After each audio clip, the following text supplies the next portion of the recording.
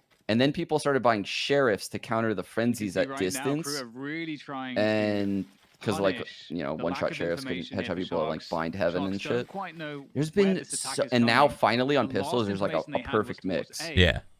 It's in a decent spot. I'm not saying like the pistols are perfect, but you can see At the this effort point, I think from the even developers. at the same It's time like for blatantly Sharks, obvious to me. stacking up more towards one extremity It's fucking seems to sick. make sense because again, no And that's just Sentinels, in the one. only way You're you get just literally information talking is from strictly pistols. Silva That's one trying to aspect of the recharge game. the, recon Yeah. card They've been just changing to all try to get the sorts of it to information. balance Now it they're and change gambling it. towards the A sign, and that's where the hit is coming.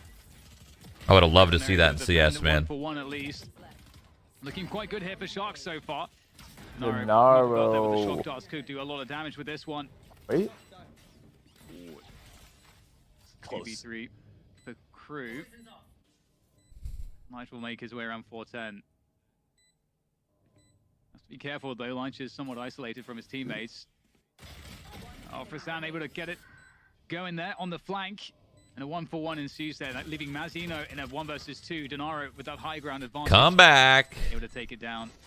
It's happening. And Sharks, they pick It's up a happening, defensive but round. can you see? I can see nicely how done, Crew especially just like given that they lost slimes their way Scavengers into very 3 early rounds on. right now with these post plants they're doing. Like they're getting these free plants with the Sage Walls on both sides. They've proven that they know it on both sides, and they have a Viper and a Sova. It's just going to come down to the ults. And Killjoy to open up a site. Viper to solidify the holds. Yeah. I think Sharks might need to play disruptive, so that way they don't find themselves in like the Viper Sova post plant scenario, you know?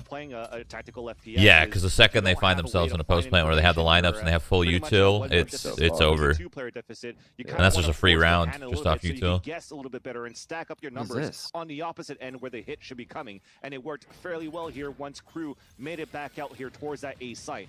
And with Dude, that, is that the pre-shock dart for like the guy outside of B that's droning? Is that what he's doing? Like where Viper's standing on the minimap? I think so. That's what it looked like. That's fucking insane. Just standing along that flat wall. Yeah, because that's where Sova's drone from. So like his shock dart would have probably owned that Be guy. shocked, do like 80 really quick and just Fucking hell, that'd be so annoying. Imagine being a Sova, you come out of your drone, you pop out. Well, I it wanna breaks learn you. more, It though. breaks That's you not from calm. your drone when you get hit. You don't even get info. Yeah. Hey, you saw Pissed Ground, Sean. The guy had a shock dart for the B, Ramp. the A The belt heaven. ramp, And the Sova did it, and he had a shock dart that just landed on his head and took him out of the drone. I did not know that was a thing. Before, That's right? that's Like, insane. Unleash it, try to gain that confidence, especially against an anti-eco. Just pushing forward and being able to land those shots. How do you expect it to fly around your robot when you get in fucking potentially help dome? Sharks move back into the second half of this portion of the map. I don't know, dude. I had faith in you. You're the Sova. You tell me, man. I know. I need to learn some of these extra lineups. I'm all improv. It's too much work. That's what me and Jordan were talking about. We're talking about how little it actually is in comparison to CS, finding lineups and knowing them.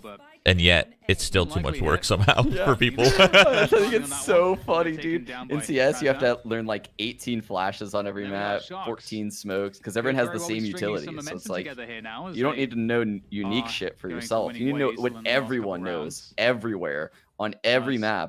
And this game is like, one Viper lineup. Nah, I'd rather play reactively with Jet. Fuck that. Rebuy everything into rifles. I mean, this is a. I play Viper a lot, and I still don't know any snakebite lineups. I think So. right now keeping the Spectres and Yeah, but you could. You just haven't tried. Dude, So that's the point. That's the you're point I'm lying. trying to make. You are lying. I've watched you play Viper. You are a nerd. No, I've seen you. no, it's not true. Maybe on one map. I like it. That's what we talked about. You're before. sweating. them. Actually, that's not true. I've seen you with 2 lineups on 2 separate maps. This map on Icebox, and I think on Ascent as well. Is able to swing out with the Vandal. So I Passive like I said, entry? the call was good. So but at basically, the same Sean's time, right. You're a that's how you fucking deny nerd. it. There's a reason why that drone 2 out of 6 maps, whatever, dude. Well, you said none. You said like none, so you try to sell it like you know none. Well, I do know none with snake bites. Like that's a fact. I don't know a single snake bite. That is factual. I know You poison probably clouds. studied the exact trajectories that we could just on the fly them all. pretty much The mega nerd play.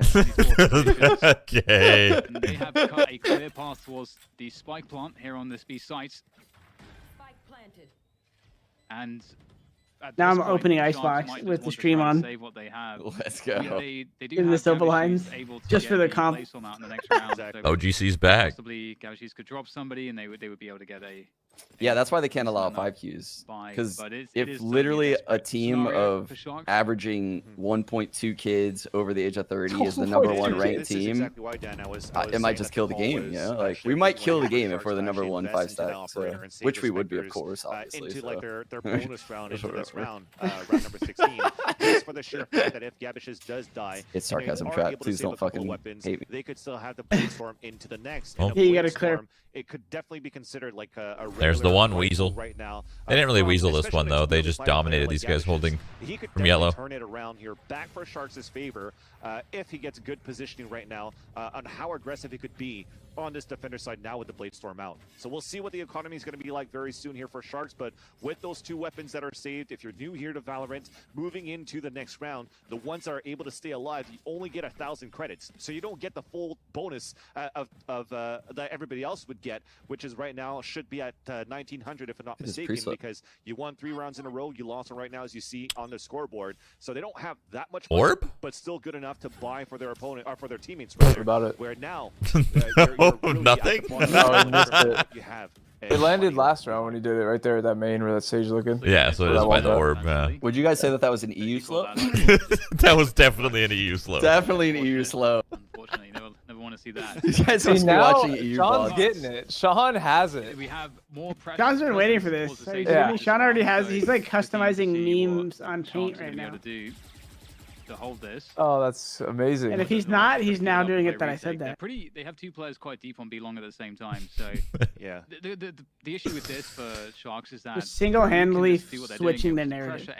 Literally, we have to switch it, guys. We have to switch it today. Today might be the last day ever to create the we got to get in as much as we can. Yeah, we have to at least get a foundation going. You guys have no faith. You got no faith. Sen is going to smoke Vikings. I think that's who they're playing, and then that's going to be a wrap. Dude, you have a lot of hopium going on right now, Justin. And then version 1 tomorrow to new turn. I mean, easy. Oh, don't ever say easy. Oh my god, that forward. Ground using the ice wall to get that plant. I just have too much faith in their old traps. We can see Sharks trying to exploit it, trying to dive in there, trying to get or make it so that spike does not get planted. This map is not looking so good for Sharks. As you said, they're just going to weasel their way in, and that's what they did on the site. They slowly took 410. And they just kind of sat there, waited, got the picks, planted, sage wall, done. But they haven't. They're not weaseling it through post plants like lineups. They're just winning their aim duels. And Gabishes actually still has the Bladestorm available. Bladestorm, yeah. Yeah, so he could definitely drop this Vandal out. EU equals extremely underwhelming. Keck W. Okay. I saw a little bit of frustration going on at the same near time. Airport. You saw it just and hey, near airport. Trying to hunt down. I'm okay with that at the same time too for KRU. And as they move up towards 2, but unfortunately now another fall. That's gonna be Leitch, and that's even gonna be even worse now for Sharks at map point. And the I'm sad we didn't get to see Vision Strikers here. To get back, that's the one thing that I'm kind of sad about. Gabishes, he was just going for those pop shots into the A site, saying they didn't make it, so there's got to be a reason for it, right? Bring this confidence back into the second map. They choked when it mattered. I wish FPX made it too. FPX and Vision Strikers. I wish those 2 teams were. Try to peek out towards They're fucking so fun to watch. What I do like from KRU. Hey, I like watching New Turn. Right now, they're gliding away. Dude, yeah, New Turn's actually insane. Like, people sleeping on New Turn are crazy. They just want to play their own game. They have so many pocket strats. Do you think that that's how you play the game? For this matchup, just curious. And they're playing it perfectly. Philosophy time, guys. Let's go. Game plan. Yeah, definitely. It does seem like KRU a level above at the moment. I mean, yeah, I guess the more options you have available to you, right? I mean, we're like the NA CS mindset where like spread out, run a default. Like, well, it seems like this game though, like if you don't have take a main. ever evolving spread out, take a default on this defense. You need ever evolving like meta pocket really strats. Like a fucking Astra suck, raise, nade, flank, dart, whatever the fuck. When the operator like I think that scene will always be ahead as far as like innovations in the early round and like creative synergized abilities. They lack like mid game when I watch them. You know, that's where they struggle. That like EU NA mid game, like the 2-on-2s, 3-on-3s, when their ship breaks down. We'll throw at them utility-wise. That should probably still be 60%, 70% of your game, but you pocket strats. It's like, how do you not have pocket strats with these characters, or at least pocket schemes? Like, like And it control creates, schemes, a you sense know. of desperation for the Yeah. defenders as I mean, it's well, just so because they easy don't to know what's going on. overwhelm someone with like what you have. And it's round 10 here. Some of Looks it's like just Sharks free, are too. looking to I play keep a wanting to position play as where we're they can watching. maybe Like I'll move start a little talking and bit get more like bored of aggressively, watching gain and that just be like, Well, oh. it's because it's 12-5 right now. The scoreline is Yeah, it's not. sleepy.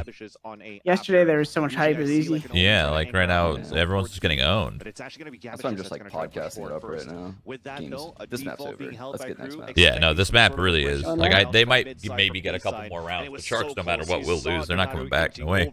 And decides to fall back, and he's No able way. to No just way. survive for a bit and really keep it We on should the just front stay line. in a When custom When game. the L drone comes in towards the A side, they have a It's in a Hunter's Fury custom too. game.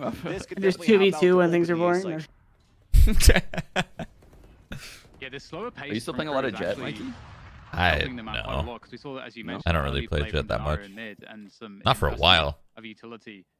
And Apparently, we got to get Ryan in here. Someone yesterday was saying that whenever Ryan queues ranked, he asks his duelists if they're pros, and if they say no, he says they can't play duelist. And I think they go down. 40 seconds to go to get the spike planted, and at this point, Crew is trying to so feel perhaps fucking some funny, dude. desperation. They need to get all of the bodies Dude, on a side. Ryan either It looks tilts like me or B is makes me gonna be that die. side. Because immediately within the game hasn't even started and he's just pissing Hold off up, hold up. Let me everybody. stop you real quick to say, holy shit, this is so ironic, chat. Okay, go ahead, Jordan. And just booking it back towards the A side. What is that? I'm just, They still have two players inside the kidding. side. Angle so far. George's just laughing because I don't understand. This is funny. Hunter's Fury is sent through the side as well. Micro fail. Spike is coming down. The lockdown sent out by What Kraus as a well. killjoy. I'm just like vibing and I'm just getting my vibe. To get that plant just enough time for VNG though. She's all on Gabashi's. Out comes the blaze. Oh. Right click is not good. Join Riot and the LGBTQ+ community in celebrating Pride Month. Inclusive games mean a better experience for everyone. And while we cannot march this year, we can certainly celebrate in-game.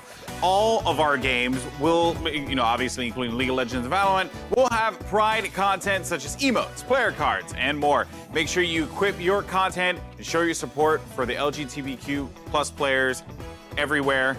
Thank you so much for the support. And that stuff looks awesome, by the way, so you should just go ahead and check it out.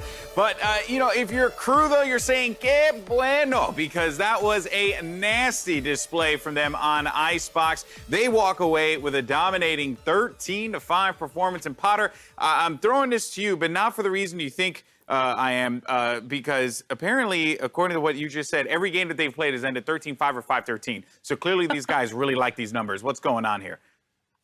I don't know. Honestly, I like these numbers too. 13-5, that's sounding mighty fine, especially if you're Crew this time around, because BNJ on that Silva, the intel that he was gathering, the recon, the timings of it really kind of neutered the Sharks guys. We saw Prozen starting to heat up, starting to have that honing in on that aggro style, getting multi-kills because of his forward position. But when BNJ has his timings right, the jig is up. Sharks, they were getting sniffed out time and time again there.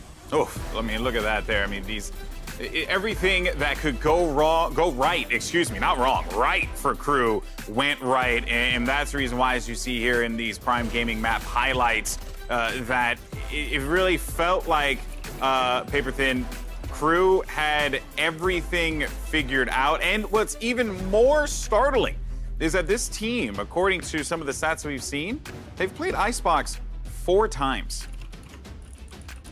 Yeah, they've been pretty good on Icebox, though. They were 3-1 on it. Just haven't had a lot of chances to play that, whether that just be it not being a favored map in their region. For example, there's just a lot of teams that don't like Icebox, so it just doesn't get played a lot. But I got to give a lot of credit here to Nagzet on their defenders side, doing a great job working off the info they have, cutting off the rotation routes of the other team. You saw there, I think it was on round 4, where he pushed through into mid, caught 2 members of the Sharks moving through their spawn, and just had a great spray transfer on him. Yeah, and here you can see the players making their way in. This is going to be the Sharks, but I think that one startling bit from that game for me, Lothar, was Gabshi's ineffectiveness. It's very clear he was having a hard time picking up the pieces throughout that entire matchup. Oh yeah, that wasn't his match. He had 5 first deaths in this match, and that transferred altogether to 13 first bloods for KRU. And from those 13 bloods, 11 were converted into a winning round, right? So that's 85% conversion rate on a first blood on Icebox. It's actually huge. It's insane. And I think this is why we have seen a completely different KRU than we have seen against Fnatic. First and foremost, they banned Haven. That was a map that definitely didn't give them any favors. But on Icebox, they knew exactly how to hold angles and how to postpone planting of a spike. So we have seen on B, there was so many good utility usage to just not allow the opponents to plant it and just have always the advantage. Because if you have the first blood, it's so much easier to play, right? But big kudos here to Klaus, because he was able to get those first bloods 5 times. And what is more even important, he was holding the lanes. He was the guy that was holding the sidelines. He was holding them really long and consistently. And he was just getting those lurkers, you know, he was just hunting them even without moving. It was absolutely phenomenal. Yeah, husky, you hear me? Hunting, I need coffee. Those pesky lurkers, you love to see it. Well, folks, that means we're going to send it over for game 2. At first, there was Benifer, but now there's Dan Silly. I'll let you guys take it from there. Thank you, GB. Yeah. I don't know. I mean, this is awesome, man. Dude, I mean, through all these years, I finally get tossed by GB, what they call us Dan Silly. I actually haven't had a chance to cast with you, Dan, in an official match since we first met in London in like 2013. So it just brings it all back, and we're just having a good time right now. Yeah, definitely. Don't think I was ready for that one, so shout out to GB for that. Really threw me off, but we're back on track here, and Sharks, they need to find their way back on the track as well, because they're facing elimination. Should they lose this map, they are done and dusted as far as Masters 2 Reykjavik is concerned, and we're going to Bind. And, you know, Bind is a map where, you know, maybe they'll find more success. It's really hard to say. I once again, it's hard for me to feel like, you know, having a lack of a Viper is really going to do them any favors here. Especially given how well Messino's been playing with that Viper. I think it was just such a clear demonstration of what you get for having that in your composition. And on Bind in particular, Viper is just so good. I mean, maybe you can just say that about every map at this point, but there's a lot of really excellent answers that Viper has in so many different scenarios. So already there's that for them to contest with. Yep.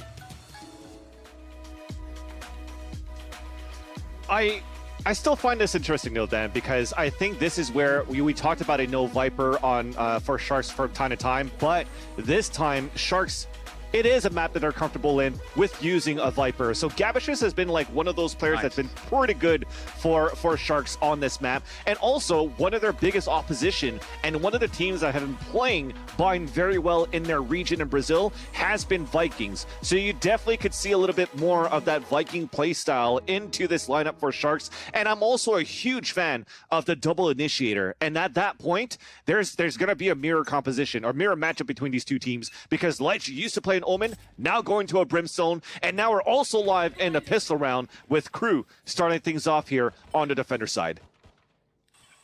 Yeah, we actually see the wall dropped immediately to get control of the ult orb. That's actually really interesting. I wonder if this is any read, any knowledge that's coming through here from KRU. Yeah, trying to do a blind counter.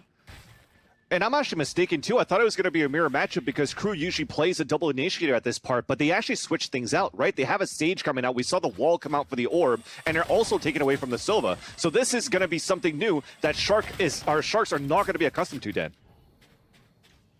Yeah, this is going to be really fun to watch, and really happy to see Gavish's on the Viper here. Very slow opening pistol as these two teams exchange utility just at the early stages. But Sharks need to start to get a move on here. They don't have too much time remaining. There's an information play down long here from Klaus. He's going to spot the rotation. So That's a beautiful timing for Crew because they're going to get that rotation into B, maybe just in the nick of time here. And it's going to be a push straight forwards. Not many bullets left there for Klaus, but just enough to get the kill and hold on to the position. He is in so much trouble. I don't even understand how Klaus is alive. Garashi is able to take down B and J. So still fighting hard here, but time is also against them. Maybe time is the greater enemy at this point here for Sharks. Crew will finish off the push. And Sharks, it felt like they were in a good position until that info play came from Klaus. What a just series of heroics from Klaus.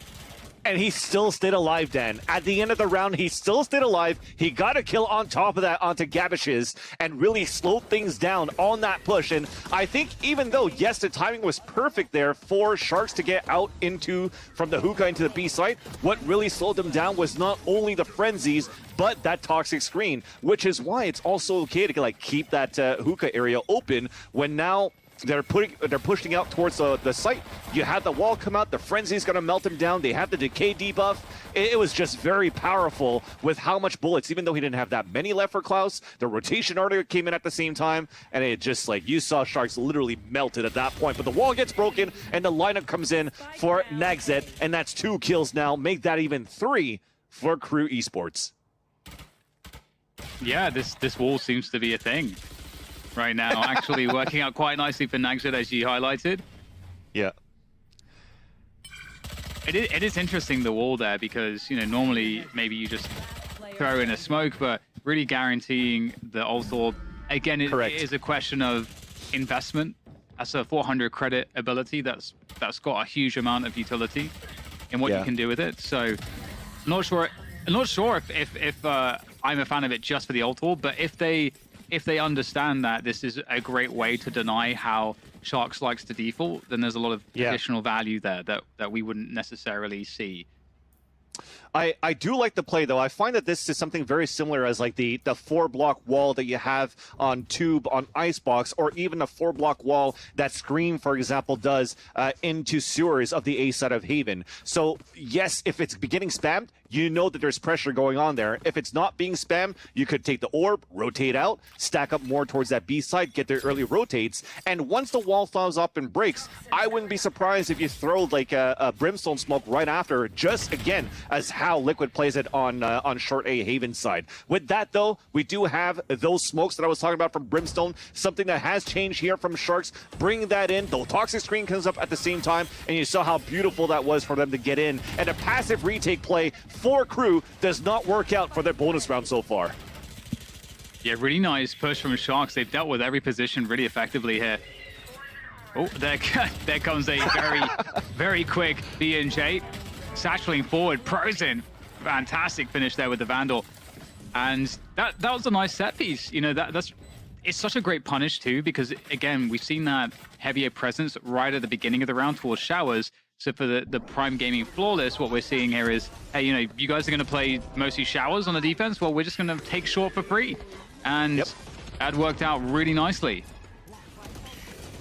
And I think the Frost Orbs that came out there from the Sage was a little bit too deep, where he actually punished him, where he couldn't really fall back out of it. So even if you're giving away that short side for the attackers to take, for you to still be able to take Showers control and play that deep is still going to be very strong for the retake play, because as you throw those Frost Orbs on the ground, you're actually disrupting right now the pulse plant situations for the attack that allows a rotate to come back from the A side, where again, you have 3 flashes potentially from Klaus coming in from B side to A side that could really disrupt Sharks, on the pulse plant. That said, though, it was a perfect execution for Sharks, a flawless from Prime Gaming, and at the same time, that builds the economy, builds the momentum, and builds what they need, Sharks, to try to bring this to a third map. Yeah, I'm liking that we see Nagzet switched up to Uka there. Completely different approach in the defense. And they've picked off Leitch and fallen off, and that's a huge pick to get, especially as, without Brimstone, making these executes onto the site with the lack of smokes is going to be difficult. That said, Sharks are just maneuvering their way forward, contacting into the A site with great success, able to get the opening kills that they need. A 3v3. KRU will have players here on the rotation in time, but they need to be cautious. make sure they can coordinate this attacking effort. And with the Seekers, they'll do just that, pushing forwards. But Prozen might just take the fight straight to them, swinging out from U-Haul. VNJ with a great defense, leaving just Brazan left. Over by U-Haul, catches one. He surely knows there's a stick happening right now. Nagzed is never coming off of this one, and he's going to just see it to completion. Crew will pick up the round. Again, it felt like Sharks had a good punish, understanding that they could just walk up the short position, given how the defense was playing. But the crew are they're just too good, man. The Seekers are perfect as well too, right, to get that information. And I definitely saw that the key winning round, the key winning factor there, even though they lost a player, was that Nagzet still had that res. So they really had to try to find a way to maybe shut him out to prevent him from getting any res moving forward. But as you saw, as soon as that came back up, it was a 3 versus 1. They lost that Seeker play from Claus before he died, but it was still good enough to gain that information too for a crew to retake that round and get this. At least as we're talking about the cabbages, the Seekers, it's available for Fra on the attacker side here for Sharks. They could put good use to it so far, and it's actually going to be the showstopper to start things off, and it connects onto Nagzet and weakens up the B site. Great early pick here. Mazino asking questions of short. Again, there's been so many lurks through that short position. It makes sense, but Klaus is actually going to go straight through the Viper's toxic screen. And there go the Seekers you were mentioning. It's going to get the information, also allows you to gain a lot of ground as it can just service some forward cover. Absorb some bullets for you. It's going to chase out all of the defenders from the sites. VNJ actually peeking beyond the smoke on Heaven will get taken out, and that's an unfortunate loss for crew. 3 versus 5 retake, not looking all that likely here. They're going to save. Very sensible. Yeah, it's because it was looking to be another Prime Gaming flawless, but this time on the end of Sharks, and it was a very nice execution, right? Disrupting now, Brazin moving in towards that B-side hookah, and also taking down a key member into Nagzet, who the one that's able to slow things down on any type of B-side aggression. Also, he was there with Klaus, and they still have the toxic screen, though, on that B-side. So this is what I've noticed as well from crew actually playing on the defense. It's not very often that you see them throw the wall across for like the shower side control, only from time to time. But when I'm looking at other teams, it seems to be like a basic and most common thing to want to put down towards the showers, just so that you could slow things down on early aggression executions into the A site.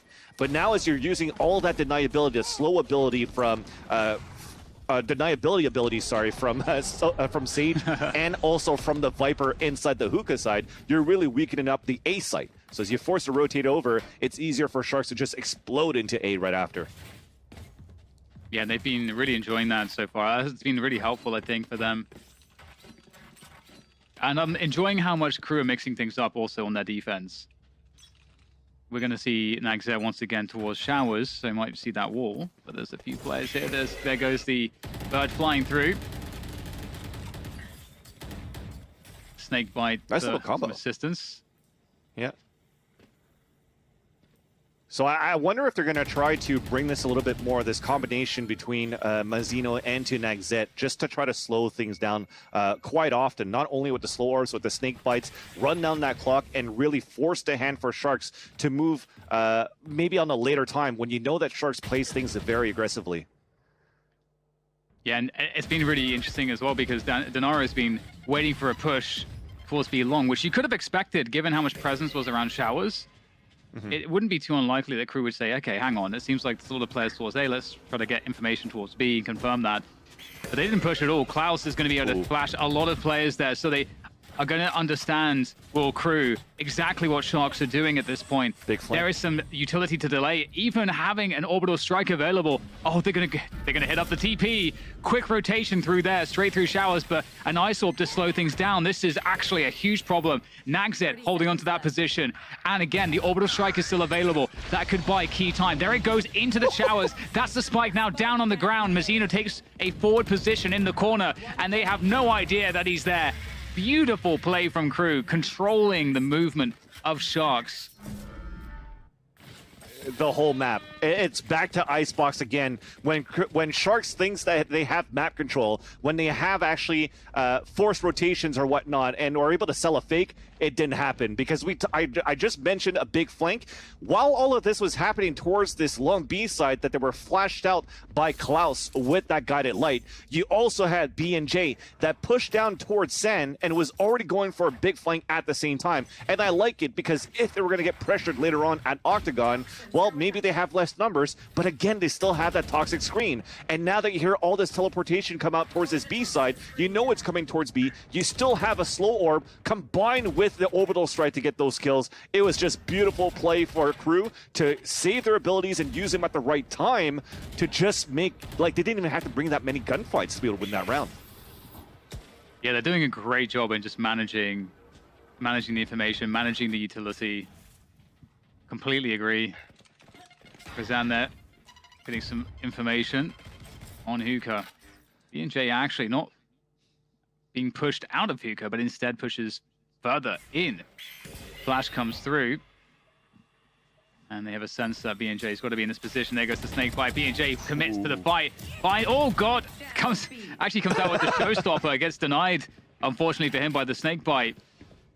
4 versus 4, 40 seconds to go. A rotation from Sharks, looking to finish on this A site. But again, this utility, very annoying to deal with. Nagzet, great defensive kill there from Triple. And the delay again is just so difficult for Sharks to get past. They can't deal with this utility. 20 seconds to plant the spike. The 4 rotations in here now from KRU. Once again, they look like they're in control of everything. Just have to hit the shots, but it's Sharks who might be a little bit better on that one. Delzik with something to say about it. Quick rotation, though, from Frazan through to the B site. It is a sprint. It's a race. Frazan might be able to just about plant this one. Oh, no. Oh, no. Well, there's no more time for that. Nope. Gambling on the push. A push that never came. Oh, my. And that's exactly it. Just this deniability again from Mazzino and also from Nagzet. This time towards short A. And I even saw that coming, that if they were forcing the hand and the attackers were like, well, screw this, we're going to go through the teleporter and go towards B. If they actually still had their Viper alive, the toxic screen again is going to come out. So just having them, they're basically like flies right now for Sharks, running into the spiderweb that's being pulled out here by KRU, and they're just feasting right now onto Sharks, unfortunately, at this point. And now Sharks, they're realizing this. Okay, the fakes are not working. Our huge hits seem to be the way that they have the most success, I guess, the most success rates to just go for the all-out attack. I think now it's just try to determine how they want to do this right now. They have a Viper's Pit. They have a Hunter's Fury on the attacker too. Is this going to be a way to try to flush out Mazzino and Nagzet should they play towards Lamps one more time into the A site so they could get a Viper's Pit plant into this A site? Yeah, that would be really cool to see. We haven't seen any Viper's Pit action just yet, and with 2 of them ready to go, fully loaded, it's going to be fun to see how that goes down. It has been really cool to see the dynamic around Showers, I've got to say. It feels like KRU, tactically speaking, seem to have this like extra layer to them, and that's been so very helpful. Just the level of delay that they have with their composition, it seems to be very difficult for Sharks, because even when Sharks, start out the round trying to deplete some of this utility by, getting rid of the ice orbs and getting rid of the brim smokes and so on, it still seems like somehow we're having KRU holding on to enough that they're still able to kind of effectively win the timings with their delay by having that utility still left in the tank by the end of the round. So whatever KRU are doing here, it's working out really well. Definitely, and I haven't even seen where the Viper Cloud could have been that useful too for KRU. Even at that point, maybe I think it was on the double stack at short A from their position right now on that defense. So if they run out of abilities to slow things down and deny, they could always pull that back up so that when the attackers are running through, you're already getting the decay debuff. You're already losing 30 HP, and it's just going to be easier for the defenders to melt you down, basically. And speaking about melting, we see some toxic screen coming, or should I say a snake bite going through the teleporter into Hookah, and also a Viper's Pit into the A site, denying any type of vision in that area, and that's some big pain shells that's going to push Prazine back. Yeah, this is always a really difficult spot to be in when the defenders have used the Viper's Pit like this, because you know, what you have to think, okay, well, what will my opponents do once they use the Viper's Pit like that? Will they use it to play less players on the site, thinking that we're never going to go there so they can stack the B site in this case? Could we call that bluff? Or maybe they're not even stacking the B site. You know, there's a lot in the way of mind games that happens in a scenario like this. Yeah. And you can see that Sharks are just keeping it simple for going for the B hit. Exactly, but I was gonna say they have the Naru and they have Fra, two initiators that can get that information too. On top of the Hunter's Fury, it could help a lot, but they're still going into a crossfire setup in the B site then. Yeah, Crew have players backside to deal with this. Delzik, last one standing here for the time being, but Lige able to deal with him, and that should be now the side open for the plant. You get some snake bites coming through. I'm not sure if that's gonna bounce and deny. Doesn't look like it will. Denaro with that plant for Sharks. Sharks looking good here. 3 versus 2 advantage with that spike on planted. 3 ults. There's no way you lose this round now for Sharks. Oh, you just said it, didn't you? Is the Jinx gonna come through here from Vansili? Crew are gonna creep their way forwards. Great crossbar setup. Mazino will indeed get taken down by that crossbar. So no ults even needed to be used, and that's great. That's so fantastic, because you definitely would look at Sharks now and you know, peg them in the advantage going to this round, just off of the ultimate economy alone. I love, Dan, how you just said, is this going to be a Jinx buy? And you had to say my name just in case, so you don't go down under the bus with me, right? So thanks for that. I thought you had my back the whole time, bro. No, but nonetheless, even though they had a 3-player crossfire set up inside that B site for Crew, just the amount of utility that was thrown out, the shock darts that I saw coming out at the same time, the satchel charge to allow Prazin to get into site, and also being the bait for the rest to come out and get these kills has been huge at the same time. So a very nice execution for Sharks, saving those 3 ultimates into this round. And look at that, even though it took so many rounds for them to get a victory here for Sharks, you're already seeing Crew at a half buy, so low on the economy already. We've got that U-Haul control coming through with the satchel straight away. Really nice opening from Sharks, again, using those ults to their advantage. And yeah, Crew on the struggle bus here. Delzik isolated in showers. Might wrap around, possibly. But Sharks, yeah, they're in a commanding position. They have time and position to do whatever they want here. They go for the teleporter rotation with Prozen in U-Haul still. So this is looking great. Okay, well, 1 player now is known. The Crew, and now the 2nd player is known as well. So they can pick up a judge, but Spike planted. That's about it. Yeah, and now as you basically half bot, right? Wow, okay. Didn't check for that with the dog. Interesting. Yeah. Yeah, I was gonna say, like, now that you had a half buy, you wanted to try to push a bit, looking for those exits at the same time, just to hurt the econ, because technically you should still be able to buy here for the next round for Crew. So I like the fact that he still went through the teleporter to try to get a frag. And speaking about frag, it's gonna be Fra instead. It's gonna get the last kill onto Klaus. It's gonna be a little bit of Sky on Sky, where you have the attacker side taking the upper hand, and 2 very needed rounds here for Sharks, because yes, this is their map pick at the same time, Dan, but when I look back at their records, the last 4 times that they've played it in their region, qualifying into this event, they've never won it. So this is why it's also very surprising for me that Sharks wants to continue to play on Bind. I think they're very confident with the lineup. I'd be confident with the lineup that I currently have as well. Again, being a fan of double initiators, to get information, to play for information, especially on the defender side too, is going to help a lot. Yeah, definitely. Ooh, nice opener for the showstopper there from Prozen. And now we've got Klaus trying to get back into safety, just about able to dodge around elbow. Great shots though. Prozen is looking fantastic. Klaus is able to hold on to things here on elbow at the very least. Out comes the Seekers. And it looks like actually Crew have control of this site. We see that there is a rotation now from Sharks straight to the A site after pulling all of the rotation there from Crew. As you know, he's caught the spike on the cross. This is a problem. Gonna have to take the fight here is Gabashis, and unfortunately, the spike now, once again, is down on the ground. Oh, it looked promising initially. Yeah. And just from the cabbages, though, unfortunately, I love saying cabbages. I got to give credit to Taylor and yourself that pulled that out on your show. And I was like, yeah, I'm going to call these cabbages from now on. But just those seekers that came out that allowed Mazzino to know where the attackers are rotating. So he holds the off angle. He's able to get the kill and drop the spike carrier onto Leitch. And not only that, throws on top of that the snake bite on the ground. And mechanically, what I also like is, yes, he's maybe wasting down bullets in his face-to-face battle trying to spray through the wall, but he's just trying to run down the time so that his teammates can rotate from Spice. Because once he dies, it's an immediate trade. It was a guaranteed round, and the chemistry that comes in for Crew right now, despite them losing a couple of rounds, the last 2 rounds, they picked it back up right away once they have the economy working back in their favor. Oh dear, nice opening by Leitch. Able to find a kill off of the spam through the smoke. Maybe that's why the wall's been going down there as well. Yeah. In previous rounds, the Crew. Nagzet on that hookah position is going to be falling off. So in the early round, we are seeing Sharks doing a pretty good job here on their default. Pushing back hookah control. Getting that pick towards Showers. Now they reset back towards A. Got your trail. Or they're going to push him back at the same time too from that dart. But at least Delzig still has the orbital strike. So this could be very good right now as he's still holding Showers. He has great crossfire from his teammates. So he doesn't have to worry about getting pushed from the back. He does get the first kill, looks back towards his Showers, but loses a fight to Donato, unfortunately.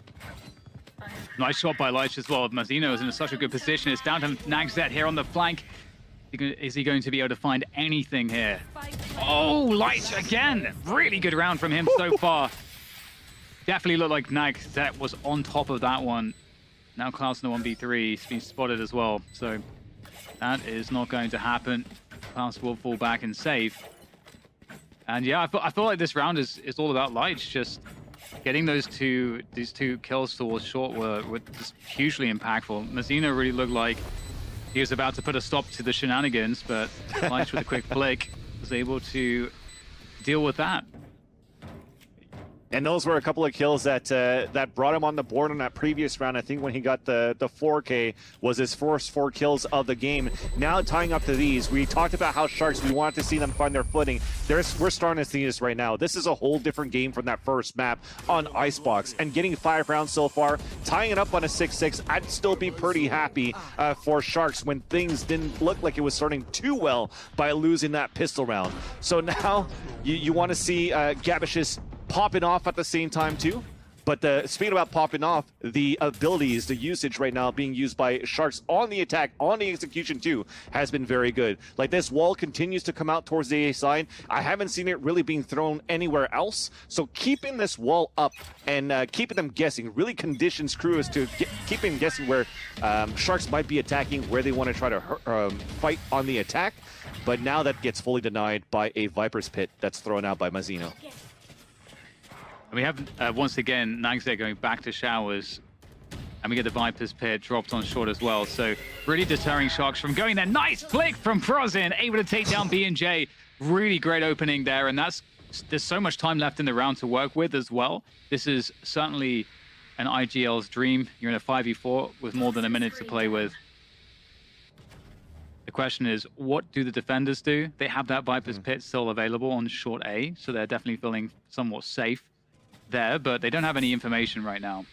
Yeah, I feel that you're somewhat crippled too for Crew because of that Viper's Pit. You kind of want to stay in there, so you have a little bit of more of a weakness. You can't really stack rotations, so you're forcing even your Sage to stay Nagzet inside the Showers just in case a hit's coming in towards that A side. So this is looking very good for Sharks here on the attack. The drone is a great counter to Viper. If you can find the Viper and Tagger, that would be great. But Mazzino able to dodge the drone, picks up the kill onto Prozin, pushes further forward, leaving Sharks in a desperate position. Leitch able to get control of Showers with that pick onto Nagzet. But there's still much more work to be done here. And Mazzino, and just such an annoying threat here, is going to be completely circumvented as we see the rotation towards B. But Klaus, how many times has Klaus done an excellent job in this position? Takes down one, the second, and the third! Klaus is so damn good! And now there's only one left standing and there's no time. Mazzino finishes off Leitch. And that's a 7-5 finish in favor of Crew at the end of the first half of map 2. Wow. And IGL's dream to start things off early on a 5 versus 4, where Prezin continues to do an absolutely phenomenal job on the on the hookah control and getting those first bloods. But again, it comes down to the combination of just one player inside the site, getting and fighting against Decays, of potentially a wall coming up, and Klaus on the off angle in that last round to mow down 3 and deny the plant has been huge there for Crew. So yes, it does cripple Sharks in terms of the morale moving into the pistol round where you thought you had that advantage. But still, taking the defender side now, we talked about how they could elaborate their defense and how they elaborate their strategies on this map for Sharks. It could still very much be doable.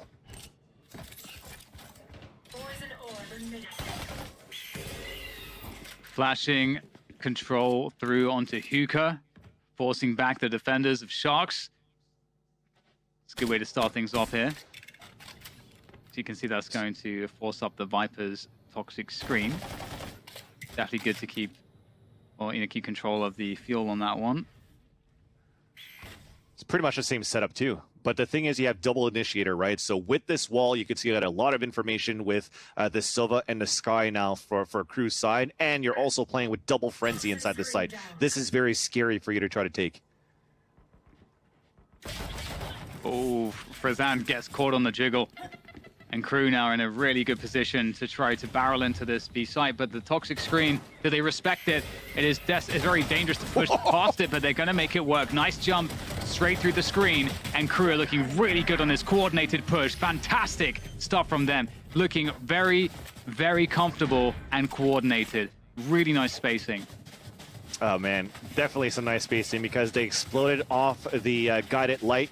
You saw like they jumped out the toxic screen, something very common to do. The first player to come in, go for the jump, so you pull off the crosshair placement on the first player holding defense, and the second one could swing out no problem. Exactly like that, and even kills him through the toxic screen. That was huge there from NextZ. But that's only 2 players that swung out towards that area. The other 2 ran out towards that hookah, and they had the same type of spacing. They all focused inside that shed just to make sure that light couldn't hold anything there, and then it was an easy sight. And this, wow, super aggressive down on Sands. Yeah, going straight through the TP there to try to get some early pressure in on B short. Not happening though. Crew are gonna just lock it down straight away when you lose a single player. They're happy with that one. So, well, eco round, that was a very short-lived one. Yeah, I'd like to see it. And now we move into the buy round. So it's been a tough start to this half for Sharks. Mm-hmm. Question is what they have here to show us. Oh wow. Okay, so we are able to go with pretty much everything here. We're going for the full buy. We have a full kit. I'm okay with that previous round. I think crunching into teleporter on Sands is something that could catch some teams off guard, but Crew seemed to be ready for that. This round, though, we saw how aggressive Crew was actually on that first round. They're doing the same thing on the third, but it gets denied here from a teammate flash, and BNG couldn't really get in with that satchel and the judge. Yeah, like in the control play here, Klaus almost gets caught. In fact, it's going to be BNJ that gets caught with the judge.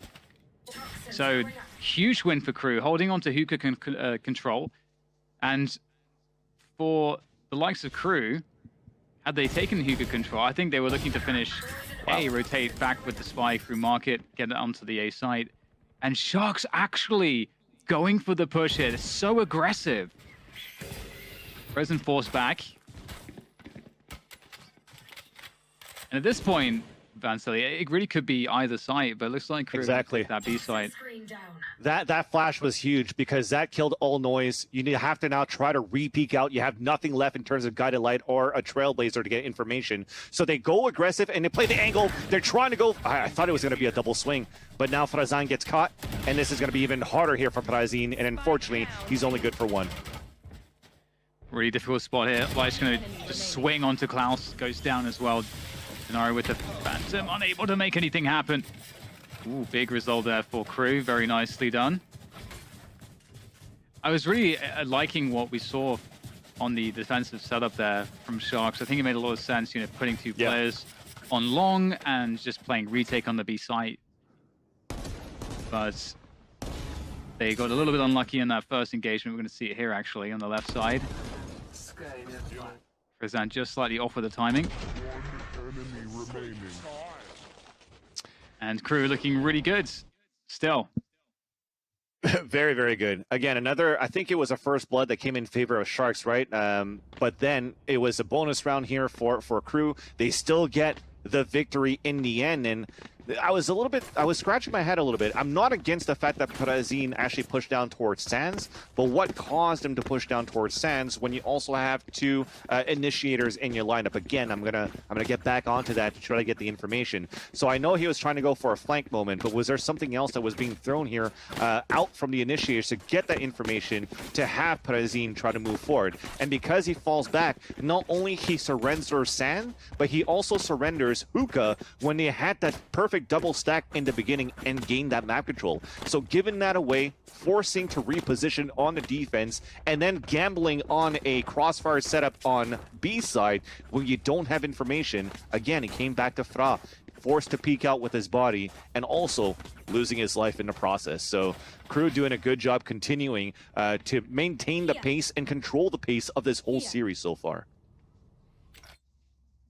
Yeah, I've been really enjoying the ways in which they've been accomplishing that, and just also how active they are. Also, just it was great seeing that previous round, holding on to Hookah control, and then actually still deciding to go for pushes afterwards to try to catch Sharks off. So for Sharks, they never feel safe. There's never really a moment where they can feel safe. Ironic from their opponent, because you're Sharks. Yeah. And we actually get aggressive play around A Short and Cubby here, getting Prozin in a really deep position. We talked about that aggression. Has the Judge as well. Perfect weapon for the job. Yes. And I don't know if Mazina is going to have a good time here. This is looking... I'm very afraid for Mazina. At least it's a default, right? So if he dies, at least it's information that it's close. They're creeping up slowly at the same time, and also at Showers. It's looking to be a hit towards the A side at the beginning, but it really comes down to this first fight at Short A. Oh, and Prozin's going to be moving into the Brimstone smoke as well. This is, again, feeling quite dangerous. How cognizant might they be that Sharks have placed Prozin in a forward position? Looks like he'll finally ease up a little bit as the smokes go away, but still very dangerous with this Judge in this position. Oh, wow. Martino, I don't think he knew anything about that one. Just jiggling with the Phantom takes him down, and that's going to be a free A site to take full advantage of. The Viper's Pit is down as well, and this would be a 2 versus 5 retake. I don't think that Sharks want anything to do with this, but see if they can get any damage in here. Well, wow. It's a Prime Gaming flawless from KRU. That was even on top of that, not only for the kill, but a beautiful execution. Yes, you did play against a half buy only, so technically you do have the advantage here for KRU. But to see, again, those 2 smokes coming in from both sides of triple, the Viper Wall, but not only that, the pain shells just to make sure you clear out towards the back of the APC that was combined with the slow orb, and also allowing Raze to get on top of the APC. Just the map control in the execution itself for KRU was beautiful in itself. And with that, it shows that not only Sharks have been comfortable playing on this map, but definitely KRU in the end. And so far, you look at the scoreboard here, Dan, you've gotten Sharks at 5 rounds. And if it continues to what Potter was saying on the analyst desk, potentially this could be it as well. But you hope that it's going to be the other way around and that Sharks can come back and bring this potentially in a closer game and hopefully win the second map. Yeah, we'll see what they're able to do. They are holding on to Uka currently, Sharks. And the question is if KRU are going to be able to force them out. I like what Gabashis is doing, just showing presence here, but you've got to be so careful. He's been good for it, though. He's actually going forward. He knows his angle is beautiful stuff. The distance advantage there for Gabashis is used to perfect effect. And able to fall back in a way now, and this is very scary because it looks like we'll get KRU starting to try to swing onto the side. The toxic screen is there. It goes down! Gabashis, great stuff from him. What a round so far from Gabashis, looking to finish it all off, but will get taken out. Done more than enough, as Frizan is the one to finish off Klaus for the round for Sharks. And if we're going to get a comeback, that's a great round for it to start. Fantastic play from Gabashis. This is where it's going to get dangerous. You want to poke the sleeping bear, and that being Gabishes himself. Despite losing by so many rounds, despite not living up to the performance as we walk from Gabishes, he doesn't care. Still continues to push forward, still brings in the confidence, and that is exactly what you want in terms of this land setting. The pressure is on, but you don't want to demonstrate that. You still want to play the same game as if you're playing online, as if you're playing from home, and he brought some amazing results there. This could potentially keep Sharks into the game so far, as they have a full gun round in this round. They have a Viper Spit that controls all of Showers, actually. Another different way to run the Viper Spit towards this map, actually, on Bind. And now you could focus players, a stack, towards the short A and also towards B. And the Seekers will actually allow a clearance there for Gabishes, but once again for Showers. So at this point, it's going to be a fast adaptation. We get the drone coming through from Denaro there, just trying to see, okay, well, we've taken over so much control around A, surely I should see something around B short if they're rotating to B, but Crew are playing quite slowly, and they're actually, they might be calling the bluff here and looking to just send it towards this A site. Spike is still down on the ground towards Market, and oh no! Huge! Big paint shell kill onto Mazzino. And it's the desperation play into the B site. Will Sharks be able to defend it? Oh no! Denaro goes down on the peak! He has a Hunter's Fury as well, but still, it's looking good for Crew as they make their way in. I can't believe it, Dan. It was looking so good. Again, they had full control of Showers to kill him to short. They had smokes on Hookah. They didn't use it. They got punished when they were rotating back. And now Crew, they've turned around over. That's back on a 3 versus 3. They have a crossfire set up into the site. 2 players inside Hookah. Very difficult for Sharks to take this back because they have no flashes. Such a great setup. Now down to Frazan to try to keep the dream alive here in this round for Sharks. And they are making it as painful as possible. Our Crew at this point is forcing him just off the flash. There we go. Delzik finishes things. And Crew, as you say, Vansily, it just really felt like that was such a good round for Sharks to be able to just close down. But some of these peaks, you know, it just didn't go their way. It just started with Denaro losing his 1v1. Peter Hunter's Fury as well, so yeah, would have had the ability to use that to delay. Delay, retake. You have, again, your Sova, right? Owl Drone, Recon Dart. You have so much into your utility. I'm okay with giving that up. Giving up the B site when you think it's lost because they took the teleporter into B.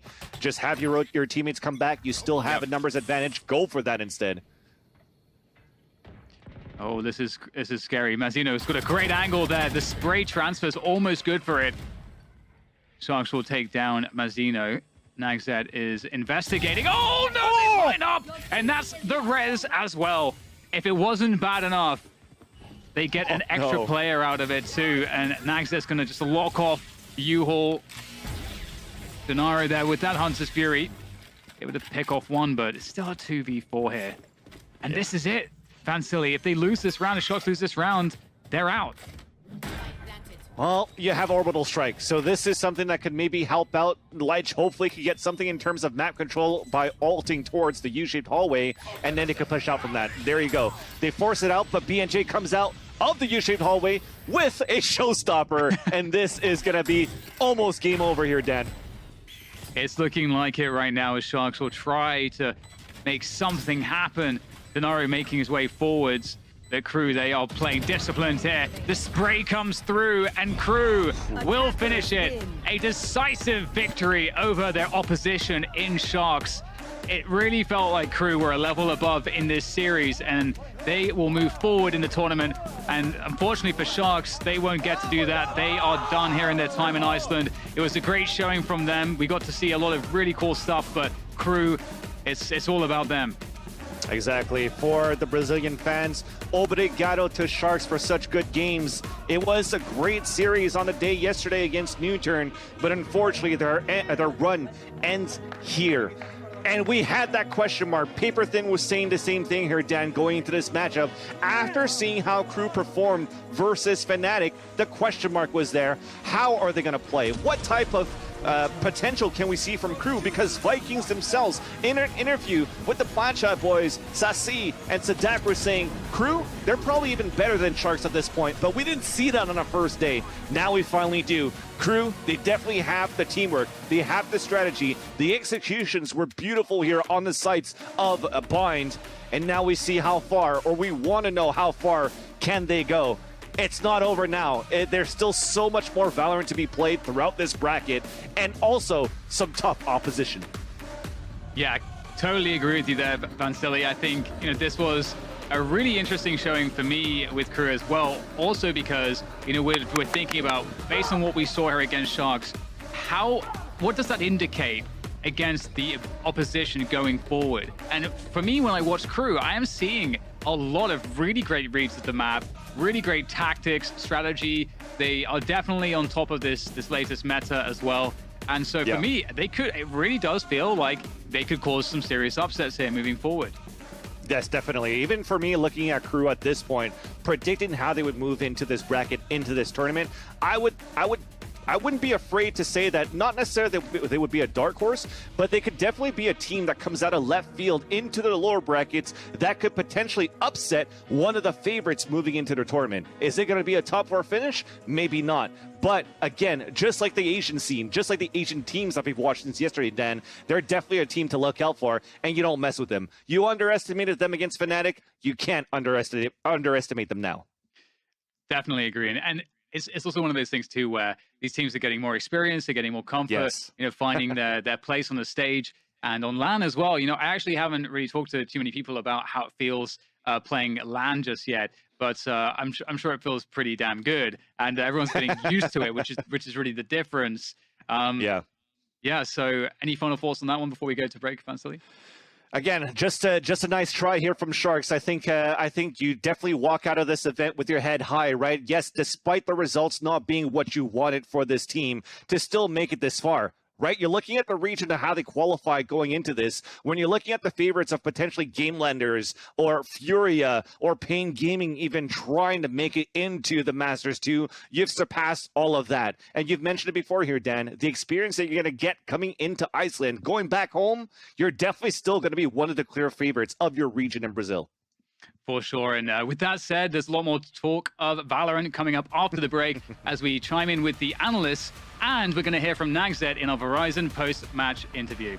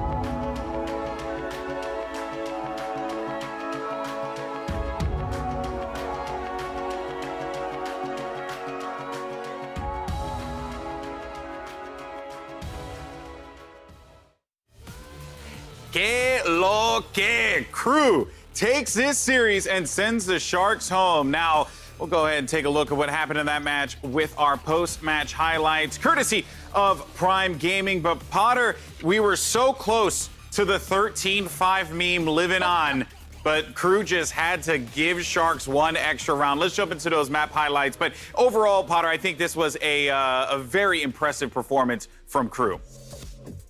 Absolutely, indeed. And man, I mean, we first have to just put Mazzino up on a pedestal because the way he was controlling the entire map on Bind, not only on the A site where his body was, but extending that wall over towards B, giving his Sky Klaus a lot of room to work around with those birds. It was just a beautiful, beautiful map control. At no point did Sharks even get any shower control because the Sage wall was down. It was controlling that area as well. It just seemed like if Sharks didn't 5-man contact the site and Frozen getting an insane entry with the multi-kill, they didn't really stand a chance. They didn't really get close to planting that spike. Yeah, Lothar, it seemed like these Sharks did not have any teeth in this fight, and the KRU lived up to the name. They stuck together despite the loss against Fnatic, showing us that clearly other factors could have gone into play, as well as Fnatic being a fantastic team, but KRU looked like a whole different squad.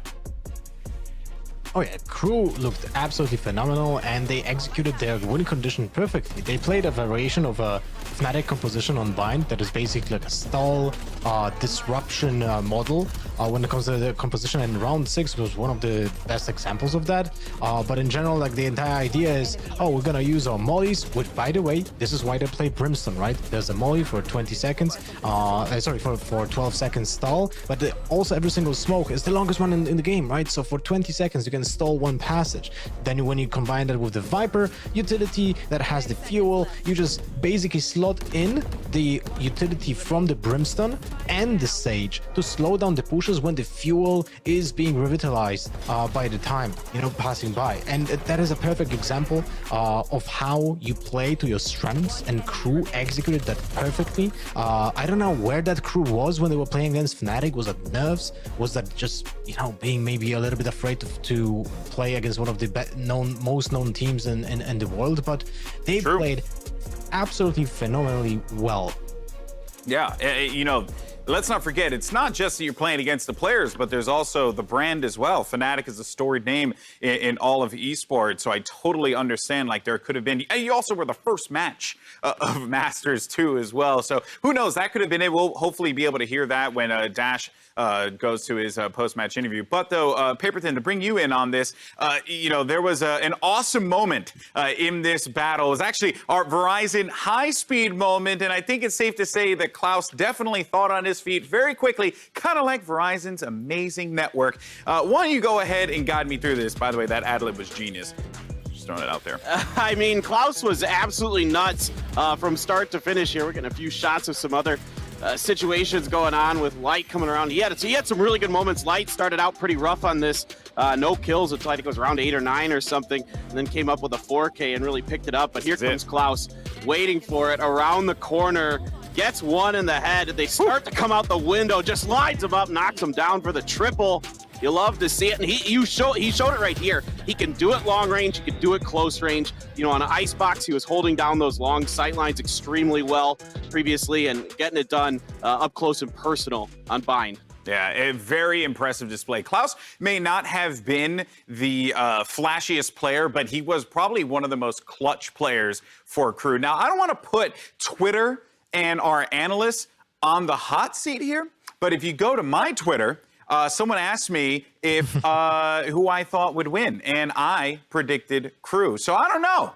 I think I should be, a talking Please head on this. Explain yourself, though. Why would you pick KRU after the Fnatic match? Time. That's why. Well, for one, obviously, there was a lot of positive reactions for KRU going into the event. But I think that as we stated numerous times now, right? Like, there was a clear stress that they had playing. They did not seem like themselves. I watched a lot of those Latin American games, and honestly, it just felt like KRU were missing something. And it was very clear that that confidence needed to be had, and they were able to secure it. There was logic behind it, Lothar, in case you're questioning my judgment. I just wasn't doing it for the likes and the retweets.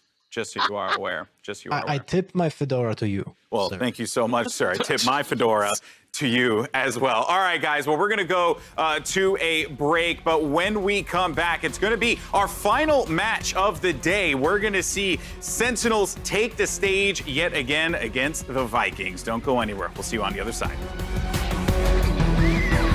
Very aggressive on his retakes because they're so good for trading.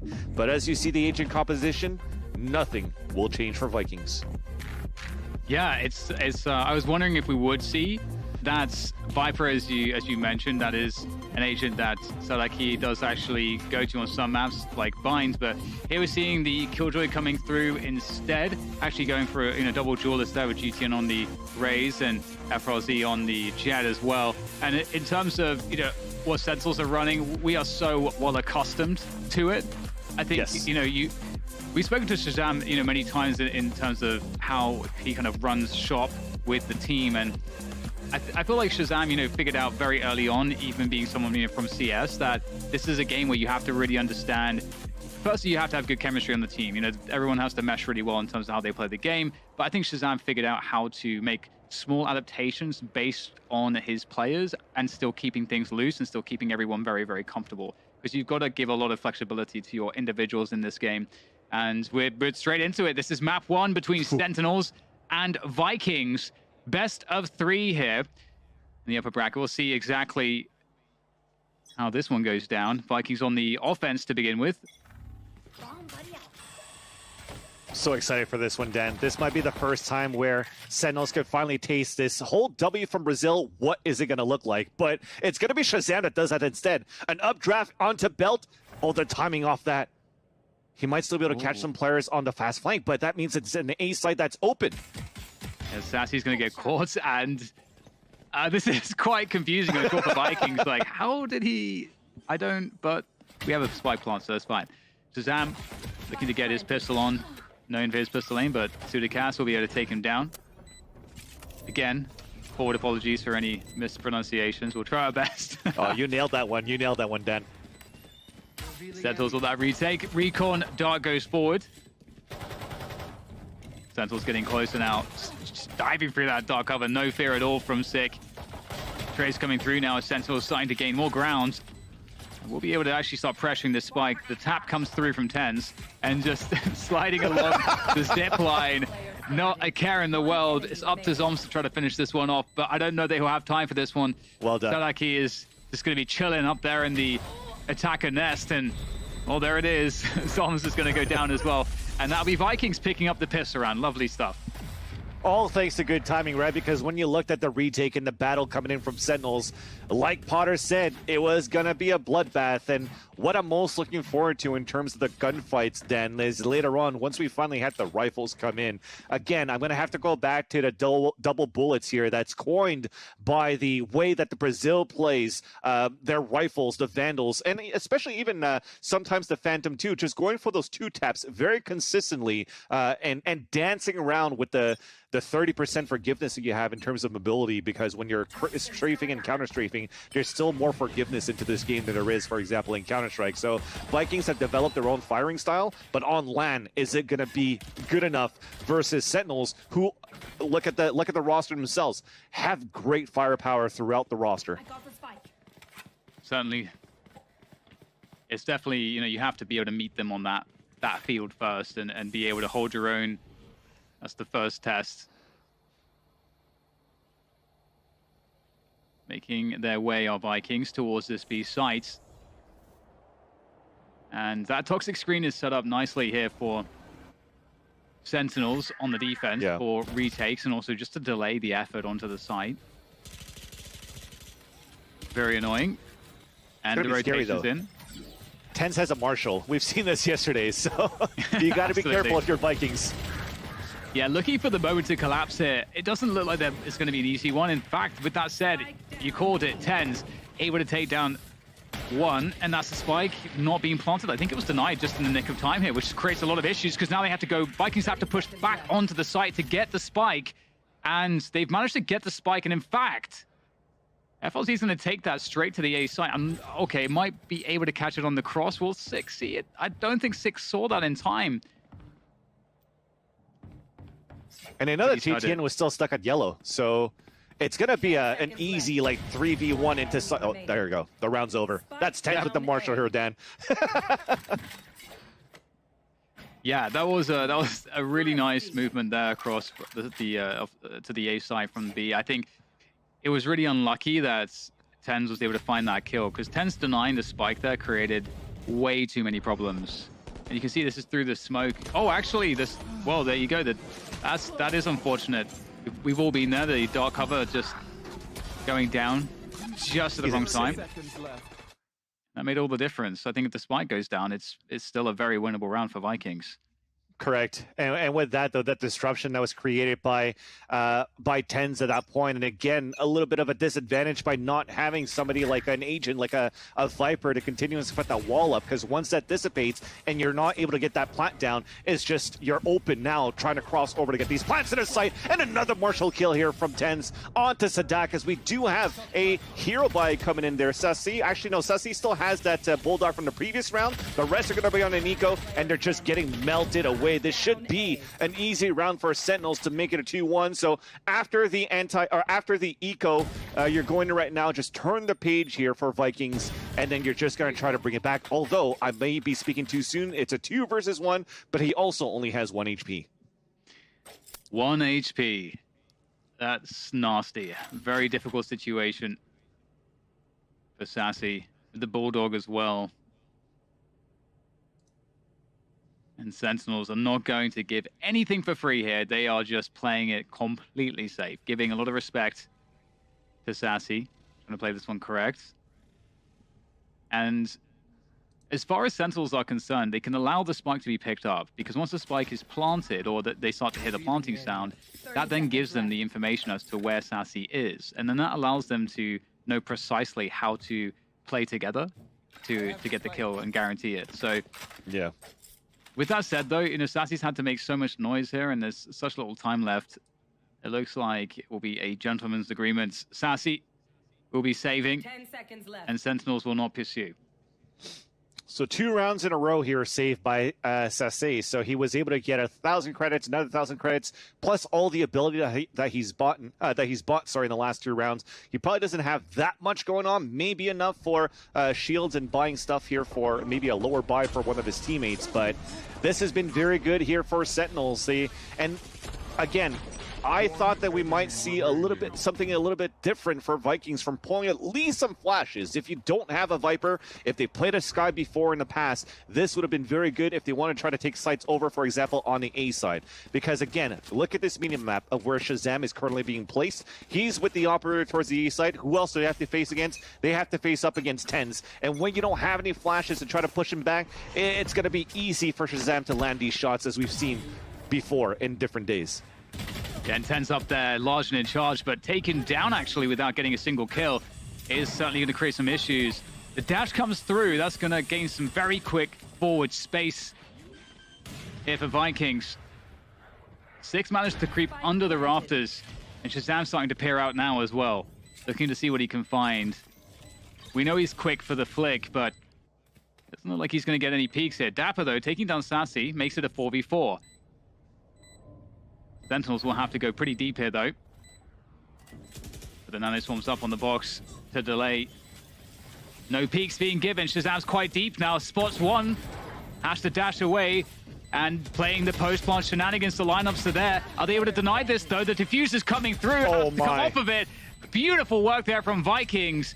It felt like they just put Sentinels in a checkmate position in terms of the post-plant with the way that they had the lineup set up. Looked like Sentinels, it looked like they had a chance, but in reality, there wasn't really an answer. Mm-hmm.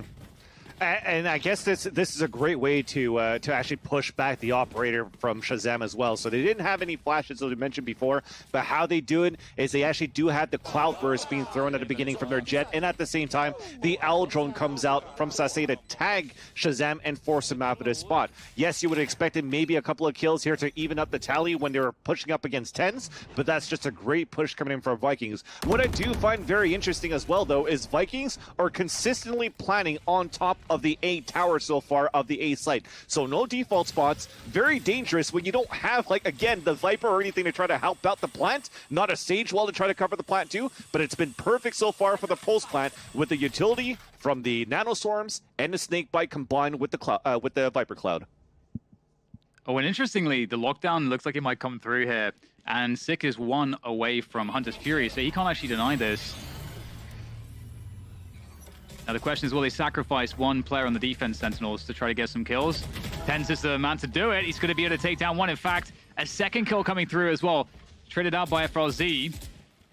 And Sudicast towards B, just lurking on through, and wow, this is interesting. 40 seconds. Oh, trying to get out of there, out of the A site, on the rotation towards B, and Sadiki will be lost, and TenZ is going to be rezzed. So this is getting very interesting now. This is a very difficult situation. 30 seconds left. Oh no, Shazam is going to find a perfect timing on this one. There's nothing that can be done about that. We'll get taken down by Sudicast, but a 1v3 now in store for him. Here's the stepping, plays through the smoke, tries to punish. Now they know exactly where Sudicast is in, and he's going to be in so much trouble. There's a good attempt at a recovery, but not good enough in the face of Sentinels, it seems, and they're going to pick up the round 3-2.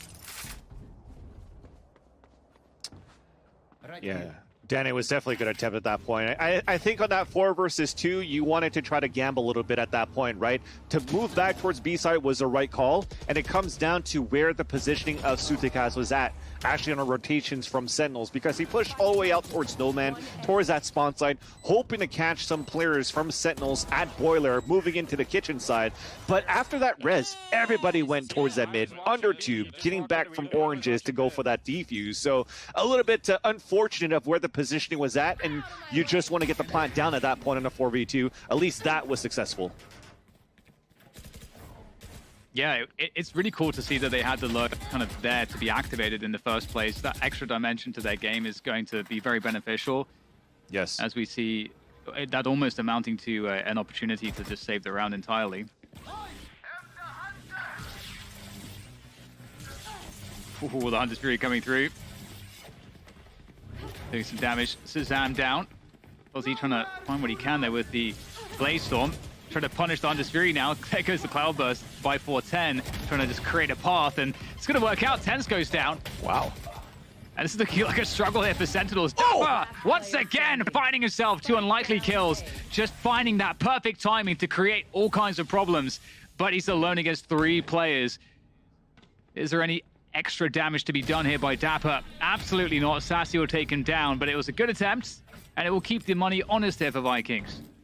Wow, that was very well done there for Vikings too. As we talked about how Sentinels are very good at like switching the tempo of how they play this game. Sometimes you want to play aggressive, play for the trades. Sometimes you just want to play more conservatively, just like the other series we saw.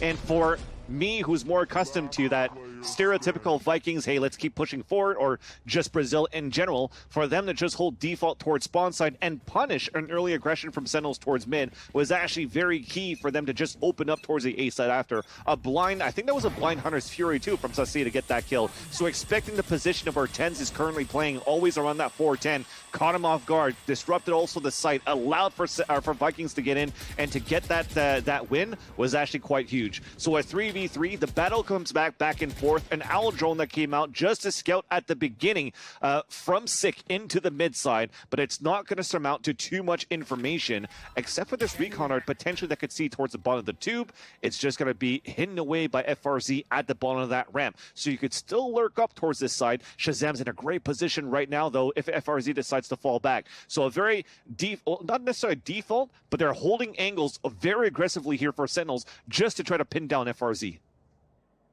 Yeah, I'm loving this opening from Vikings. As they make their way back towards A, though, in the late rounds, we're going to see that TenZ will pick off Sadiki. And FRZ there in mid will be spotted as well. I feel like Sentinels have a pretty good read of what's going on at this point. Yeah. Where is TenZ? Just trying to contact through our Vikings. TenZ in such a good position, especially with the bait there. Empress popped by TenZ. And there's still 5 players here standing for Sentinels, and the spike still needs to go down, but there is just so little time to do it. FRZ trying to fight against TenZ, and the delay is just so much at the same time for FRZ to try to contend with as he just walks into the angle that TenZ is holding with Empress. Not going to be able to withstand that. And Sentinels pick up the round, and we're back and forth here, I have to say, Van. I mean, 4-3. It's been great to see that slow down. I liked that from Vikings, putting more emphasis around mid in the early round there. That was cool to see. Exactly. It's something that we don't see quite often throughout the matches that we've witnessed casted, where mid control seems to be left out in the open kind of, and working the extremities, the standard of running out the Owl Drone or the Sova utility to try to push back towards the B site. I like the presence towards mid from both of these teams. And with that, though, getting that positioning, as we mentioned before, pinning FRZ in that tube side, TenZ playing from where he is right now. You always kind of guess, is he going to play a Raze? Is he going to play Arena? Playing Arena on this map seems to work wonders for him because of these aggressive plays, and he could dismiss aways on his kill. Sorry. Oh, Sick doing a great job from the backside, and he's going to just go into completion here. Shazam up on the high ground. Ooh, just barely able to dodge that one, down to 10 HP. 2v3 here for Vikings. Make that a 2v2 as Toms goes down, and there might be some space and breathing room after all to get the spike planted. There we go. Shazam creeping around, might find a timing here. Very dangerous. Dapper makes his way forward, goes down. It's up to Shazam here, 70 health. Can he make it work? Absolutely not. Denied by GTN. Great round again from Vikings. We've talked about the back and forth, and we get it here once more. Little things as well from seeing Dapper throwing those slow orbs on the top of the A tower, right? I think they do that quite often, especially on the post-plant situation, so that nobody could really get into the tower and move forward to create like a one-way angle so they have verticality over players running towards spawn side. And even this is actually really good against a team like Vikings, who in the first 2 rounds have been planning a lot towards this A tower side. So now they force them on the ground. You fight on even angle, and even maybe take the upper hand because you're rotating through spawn side on that rafter. But aim seemed a little bit more shaky this time for Sentinels on that retake. Vikings on point for that, winning that round. But this round here, we have an early ult coming out from Zombs. He's just trying to deny visibility from how they're playing towards this orb side. And are they trying to fight for the orb too to give it to Shazam? There is still a drone available here for Sassy, as we can see. That can obviously be a good way to deal with a Viper's Pit, but they're going to ignore it entirely and just go for the run towards B. And you can see the rotation. Shazam picked up the orbs. You should run. And there's the lockdown as well, clear on any sneaky players in any close positions. Gives a lot of space to work with post-plant as well. Shazam, oh, over the top, he gets 2! Shazam again! He did it yesterday, and here he is once more with the knives causing problems. Still more players to go. Shazam, he wants every last one. This is a problem. The defuse now is being pressured. Vikings are surely going to have to start to push forward because they don't know what's going on. The Hunter's Fury comes through from Sassy, but there it is, Shazam looking for the 8. Out comes the Sheriff, can't pull the trigger in time, but the defuse is coming through from Sick, and there is no time to stop it. TenZ with the cover, and Shazam again, the X Factor with the Blade Storm, is going to give Sentinels an extra round. That is how you deny momentum for sure. So the ult, yes, it was a half buy coming in for Sentinels. They ulted not only to deny visibility into the A site, but also to allow Shazam, who is 1 point away from getting the Blade Storm, picks it up, and this is the result to it, right? You've mentioned it, Dan. Yesterday has been key with the Blade Storm against Fnatic. Well, he does it again versus Vikings. Unfortunately, couldn't get that ace, but at least it's good enough for spacing and allowing actually the scaling from Sentinels on that retake into the defender spawn back into the site and giving it a lead again into the first half. And more pressure coming through to aid this round. We got a Blaze out here for FRZ. Is Sadiki is able to take down Shazam. Rez coming through. Chaos now as Sentinels try to hold on to the backside. That wall allows Sick to have position here, and he's going to be able to take down the spike for free. Sadiki is going to be out of the round now, and FRZ still with the knives ready to go, but this round is slowed down and it's looking good for Sentinels. How'd that showstopper miss? I don't understand. I simply don't understand. And now it's down to Sassy, looking pretty desperate here. Shazam will take him down, and it really felt like the momentum going into the site was so good for Vikings, and then there was just a certain point where they just couldn't go any further. Yeah. Just a missed clearing, I think, because at that point, somehow, getting into sight, getting that wall up for Vikings, and looking for basically a default plan to play the retake, this is an angle that wasn't checked. Sick to be able to allow him to creep down towards low rafters and get that kill. Not only that, but onto the spike carrier. And, dude, he's down at 12 HP. He swallowed the rocket. I don't know what was going on there for Sick, but he's got the blessing of Valorant for that time to survive that one. So 6-4, I gotta say, you were right, Dan. The momentum was there for Vikings to take that site, but just not clearing or double clearing back into the truck side of the back of the A site allow for Sick and Sentinels to regain momentum of the round. Yeah, definitely. And we'll go back to that point more because there's some important stuff there. But once again, Vikings are going for this A site, and this time they're going to go into a more committed fashion, trying to get that backside control. That Cloudburst does prevent that backside peak, but Sentinels still have these positions to peak from the high and low ground to work off of, and it might be quite beneficial. But no, Vikings able to find the kills this time, and it's going to leave Sentinels down to just 2 players. And it seems like we've had so many rounds like this. Vikings will get shut out, but then just almost doing the same thing. The next round will have a significantly better result. And there it is, for the Prime Gaming flawless, no less. I'm actually really liking their attacker side here, Dan, for Vikings, because that was my biggest question mark again against Shazam. What do you do? How do you get him off of his position from the operator on that A site? And the amount of times that Vikings have been pushing towards the A site, but they're working the left side of the site instead of swinging towards the right, unless there's like a wall that comes up. If they are able to get Shazam out of his position on the left side of the site by truck, then they work towards the right side of screens and they pressure up into the A site that way, and don't really allow Sentinels to have an easier retake on their end. So Sentinels, to be able to win this round, they have to be on point. They have to be cohesive in terms of the chemistry for the retake plays, which is why it continues to be back and forth right now. Vikings are definitely putting up a good fight. And Shazam on those knives at the end of the round, or sorry, at the end of the half, is certainly a scary prospect. To 100%. Hunter's Fury is available for Sassy, and Sadiki is an ultimate orb away from a lockdown. So you see that control will be gained here towards the A site. I'm sure they'll want to get Sadiki onto that orb. Tens deals with the drone. Up by the pipes, he's a problem. And Tens will actually drop down on to 410, trying to escape here. They're actually trying to run him down. They are having success, in fact, forcing him away. Still Shazam backside, waiting for his opportunity with these knives. And that's Killjoy ultimate. The lockdown does come through to force out Sentinels from the site, which will give a lot of post-plant positioning here for Vikings. And with that Hunter's Fury, they're going to have a lot of strength in his post-plant. Yeah, and small detail too for Shazam to be able to escape without using a dash could still be huge right now for the retake. Wall coming through actually around 410. This is getting quite hairy here. Sudicast will try to dodge that Hunter's Fury from Sassy as it goes forwards, and Shazam is still waiting for his moment, going forward with the knives, and does take down one. Tens also able to do some damage. It's up to Sassy now. There's no more util after this shock dart. Will it be enough? The shock dart, oh, down to 6 HP Dapper. He survives, and Sentinels end the first half 7-5, just a mere 2-round advantage, and it feels like they need it. Vikings are playing great so far.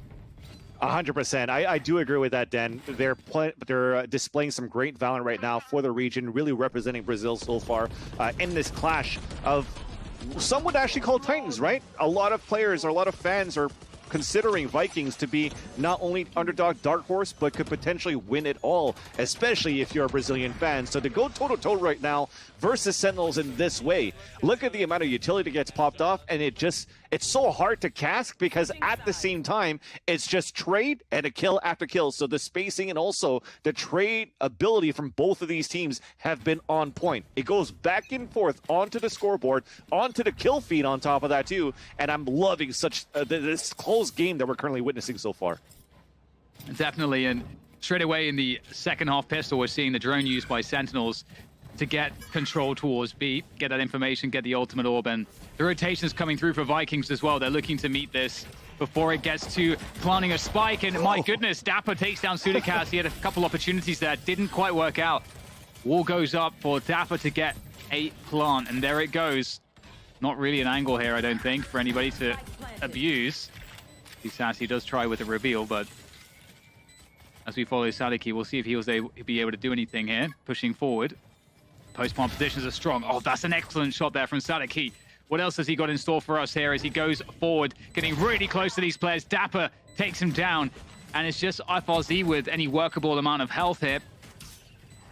That frenzy up close, and it's just not working out. Dapper is delivering frag after frag. And it's just a matter of time here for Sassy. One bullet will do it. And there is that bullet. And Sentinels pick up the pistol. And that's great to see as well, because, you know, you love to see the pistols traded. Yep. I believe Vikings won the pistol in the first half. Yeah, and even at that point, it was you're kind of happy that Dapper still stayed alive, because I was chuckling a bit. He got into the B site while he was having his burial wall up, getting ready to throw it onto the B site, and suddenly you have a swing coming out from the defenders, and it catches him off guard, where potentially that would have been a spike lost. But now you get, what, 3 kills, a spike plant going on top of that too. Look at how close you're already into the res here. There was a big round here for Sentinels, and this res could definitely come into factor in about 2 or 3 rounds once you have a play like FRZ continue to push forward, trying to fight for these orbs, trying to build up his Blade Storm, and try to build the economy back here for Vikings. But with this round, it's going to be a slow hold for Vikings, stacking up towards the A side. Shazam's the one that's going to try to look for some information there, but the rest of the team of Sentinels are lurking up towards this B side, slowly creeping up. Yeah, and it feels like Vikings have a good read of this now. They're starting to make movement around the map. And this is the thing, though, is Sentinels cut noise, and they're rotating back and forth, and so it looks like they're about to catch this push that could be in store here around A main. This is a big moment, because close range battle could be favorable here, but nothing doing for Vikings. Zombs will take 2 down, and that's a free A bomb site, and they know it. When you're fighting Classics in no armor versus a Spectre, not easy to get that win. So like you said, Dan, open sight, forcing the hand out of Vikings to push forward, and punishing them on looking for that information for Vikings should be looking to be a flawless, almost a Prime Gaming flawless. And there it is. There it is. All right, so 9-5 now in favor of Sentinels. We get into our first buy round here for Vikings. Super curious what we'll see. They're definitely a team that have a lot in their playbook. I want that knife so badly, Dan. Just like something about dual wielding a knife in this game seems so cool, but I don't know how disruptive it could be on the screen. But yeah, definitely. So at this point, though, a gun round coming in for Vikings. You have a 4-round cushion for Sentinels. I'm definitely okay with them keeping the Spectre so far. The res is already ready for Dapper, and Zoms is 1 away from a Viper's Pit. So if they get a kill and put a Viper's Pit somewhere to deny on a post plant, very difficult here for Vikings to play the retake.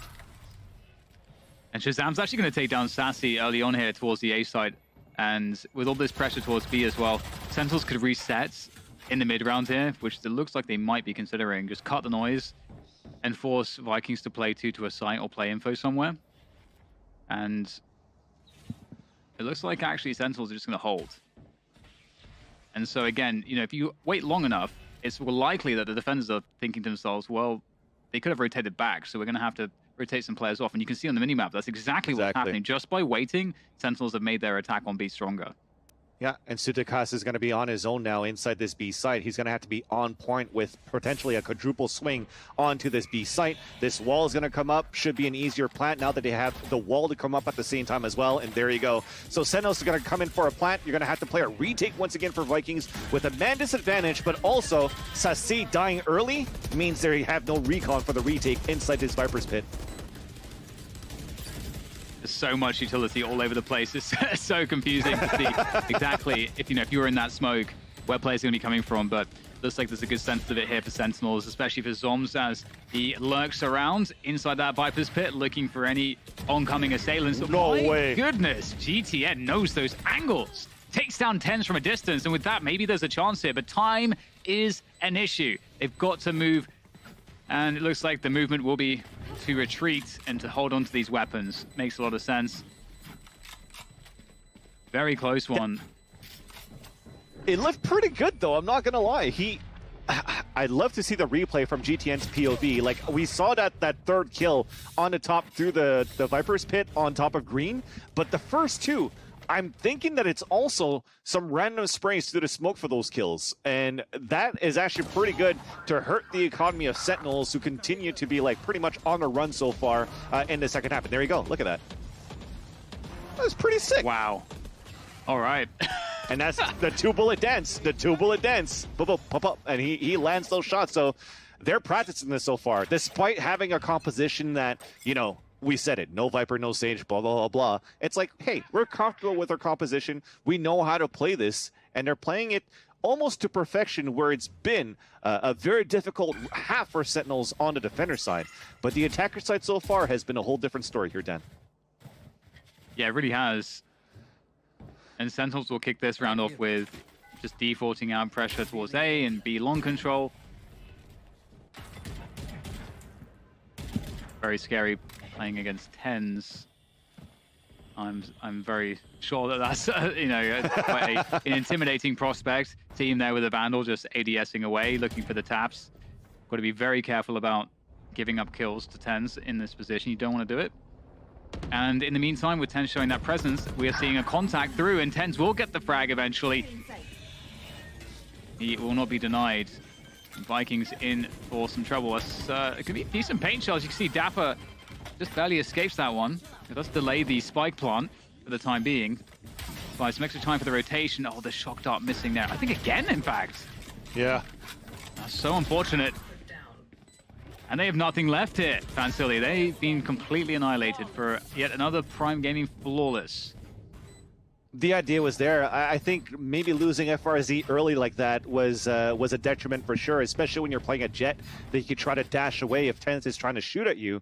But the way that they threw the recon dart just to combine it with the paint shells to deny the plant was huge, because off that, you're even able to throw the Sancho charges onto the wall from GTN, potentially break that wall. But again, because you've lost a player so early, it just makes it harder as an anchor player inside the site that you've lost. Much more difficult for the retake, and Sentinels just took advantage of that one for sure. And now they're forcing VKS, the Vikings, on an eco, and VKS are looking for the timeout to figure out what to do, potentially in the further rounds, right? You have a showstopper at this point. Do you want to try to fight for orbs too for Sadak so he could have a Killjoy ult into the next round should they not win this eco round, and try to figure out what to do? And it looks to be a hero buy so far for GTN. Yeah, and interestingly, I think, was it from Masters when we had that statistic showing that hero buys had like a 38% win rate or something like that. Yeah. Like significantly higher than just, you know, a Sheriff save round, for example. I think that was from Masters 1. And we'll see if there can be any success here from Vikings with this hero buy. I'm definitely a big fan of it. I think in CSGO it became, you know, much more popular in the recent years. Yeah.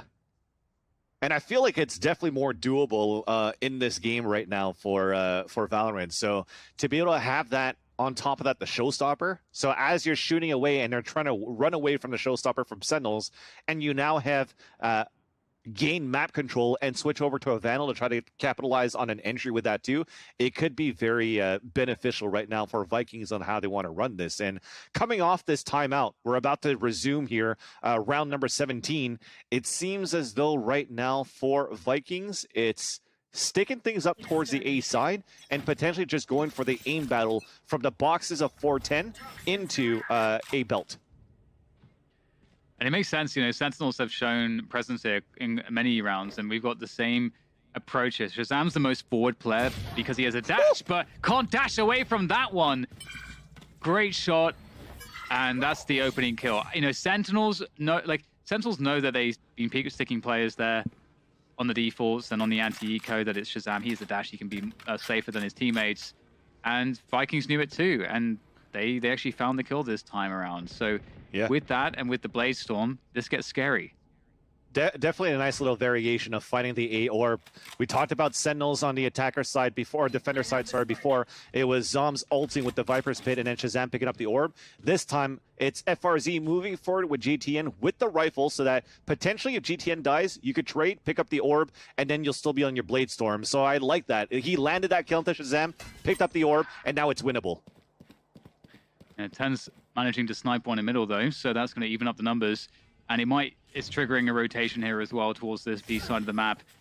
Throwing in some last bits of utility there, Dapper onto A, maybe to keep the rotation at bay from the defenders of Vikings. But we'll see that I'm sure that they will hear the Leer there. They do have Sudicast in position. He's going to play into the smoke here. This is a risky maneuver, but will it pay off? No, it doesn't. Tens will take him down, and the spike will go down onto the B site. GTN, there it is. There's the dance you were talking about.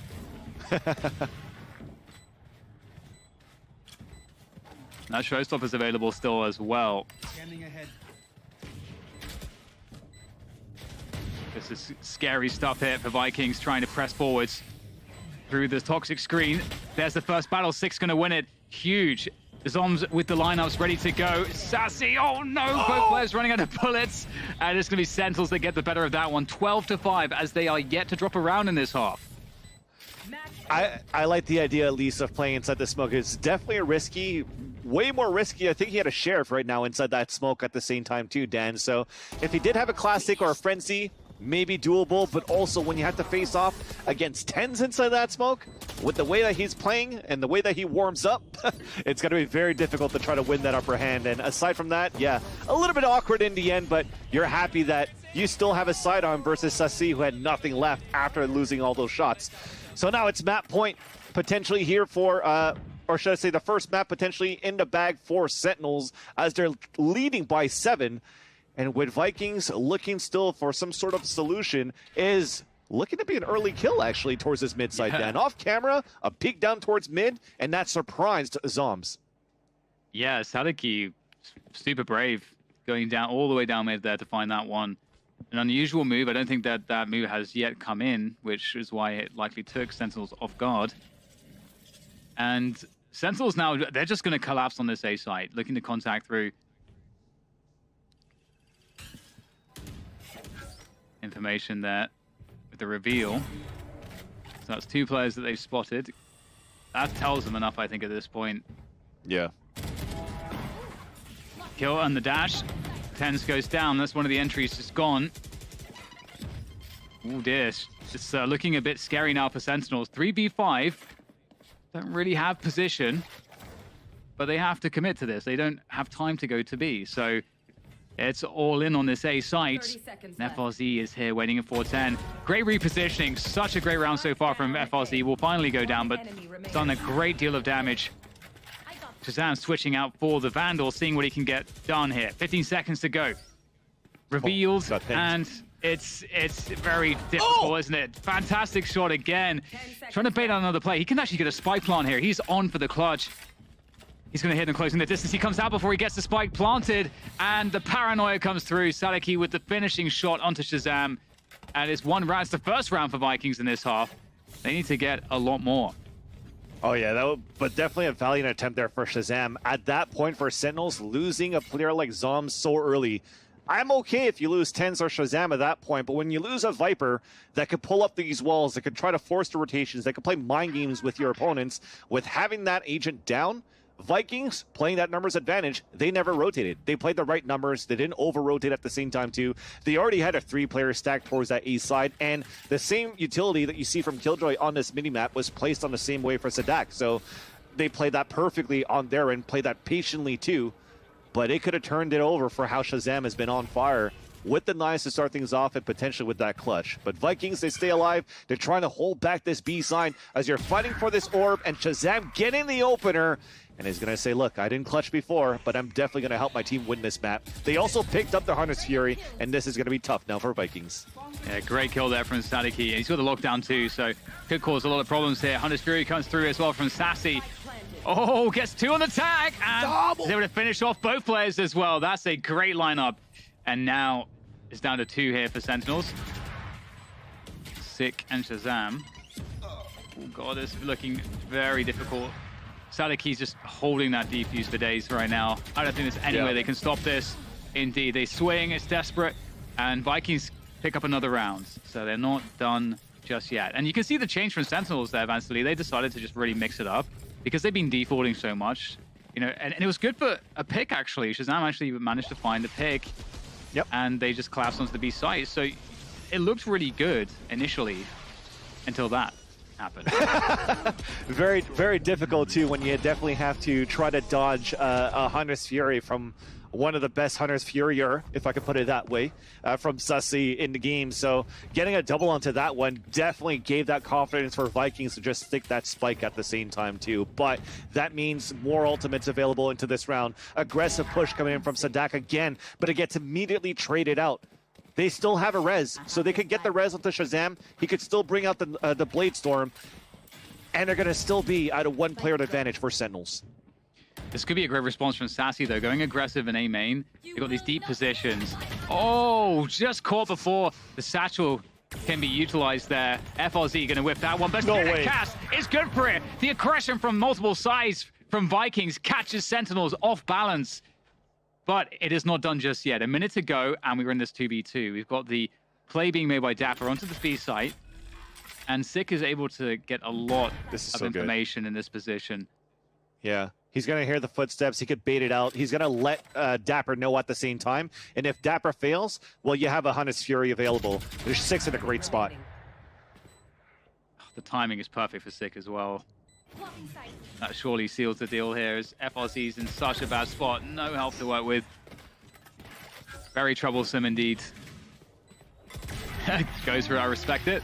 And that's going to be it. But getting rid of Astra out of the lineup early is definitely going to help Vikings win these post-plant situations on the attack. Yeah, and here we are with the Prime Gaming Agent Select. And we will be having, indeed, the Vikings on the attack to begin with. And I'm quite curious to see exactly how they'll approach this. You know, they're definitely a team that likes to go towards, you know, some of those heavier burst kind of style of play. And so that's always a lot of fun. So I think we're going to see a lot of action towards C with the, you know, typical kind of A lobby kind of approach, you know, with the Cypher, but ultimately I think we're going to see a lot of C from them. And this is something that we saw yesterday as well against Sentinels from Fnatic. And Sentinels actually managed that super well. So that's not a good premonition for Vikings and likely the playstyle that we're going to see from them. But let's see if they have something else prepared here as we get into map 2, Vikings versus Sentinels. And Vikings, they have looked pretty damn good, and I think they have what it takes here to take us to a third map. I can't wait to see what they have here on this attack. I'm definitely hoping for that one, Den, for sure. And them taking the attack to start things off here, and you see the standard double stars from the defenders of Zoms at the entrance of that A site in the choke. Even the recon dart to find information. It's clear, early rotate right now, and it's looking to be fairly quick inside the garage, and they're adapting already. Look at that, FRC's already up B. And Sick's able to take down one with such a deep position. Sick is causing a lot of problems here towards Spawn. He's just holding his position at this point. He's done so much good work. Nice one from Sudacast to try to make things a little bit easier, but it's still very, very difficult. Sudacast with the frenzy, not the best at that range, but making it work for now. However, Sick and Tens will finish things off. Fantastic round from Sick. I think he got 3 out of it. And Sentinels start off with a bang. I'm actually liking this. This is a good taste of what we could expect throughout the rest of this map here, Dan, because Icebox, it was a lot of timing we talked about, and we gave credit to Vikings how they were playing more defaulty, slow, trying to force to rotate out here from Sentinels. But in this map, just off this piss around, I could expect, just because of how many angles you have into the C site, how you could get control of Garage and maybe try to split into B, the splits into the A site. There could be some very heavy splits going on the aggression from Vikings, but as I say that, it's Sentinels that's bringing that aggression instead. Yeah, that's a little bit scary. They're really feeling it at the moment, just going for those aggressions, as you say, on the anti-eco, not afraid of anything. Leaving Vikings reeling after that one. They've only got 3 players left, 2 of which low HP. Yep. And Shazam with a forward position here too on A lobby, so not all that much working here for Vikings. They've got the Sheriff in the hands of Sassy, but also the weakest player on the teams. Yeah, everything's unlocked then. Because now Zom's going to actually body peek. He could use the ability. There you go. There's the gravity well. They're pushing towards the A side. They have a trap wire towards Garage. It just got broken. They have all the information in the world for Sentinels now. Yeah, Sick is just holding a really safe position. 1 by 1. And Sick will take down Sassy as well. This is a really bad prospect as well because Sick already has the run it back available. Because of all of the kills he's had in the... I mean, he's got 6 kills, so he's got more than enough kills to get that run it back online. And the Prime Gaming Flawless had a lot of those. And this is where it gets scary, Dan, because yesterday when Sentinels played against Fnatic, we saw a lot of clutch plays. We saw some very close plays, and it came down to the wire from Sentinels to be able to win this map. I think it was 13-11. And somebody that was quiet in that series was Sick, where we know the combination of him and Tens together could be very strong. Cast him in North America, the combination of the curveball with the op coming out from Tens at the same time could be detrimental for any team that faces against him. But now that he's online already with a run it back in round 3, oof, I'm scared. Yeah, for sure.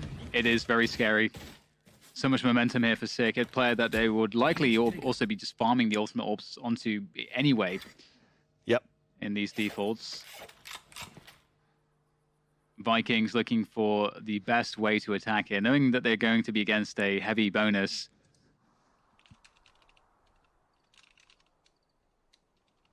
Rotation through to A.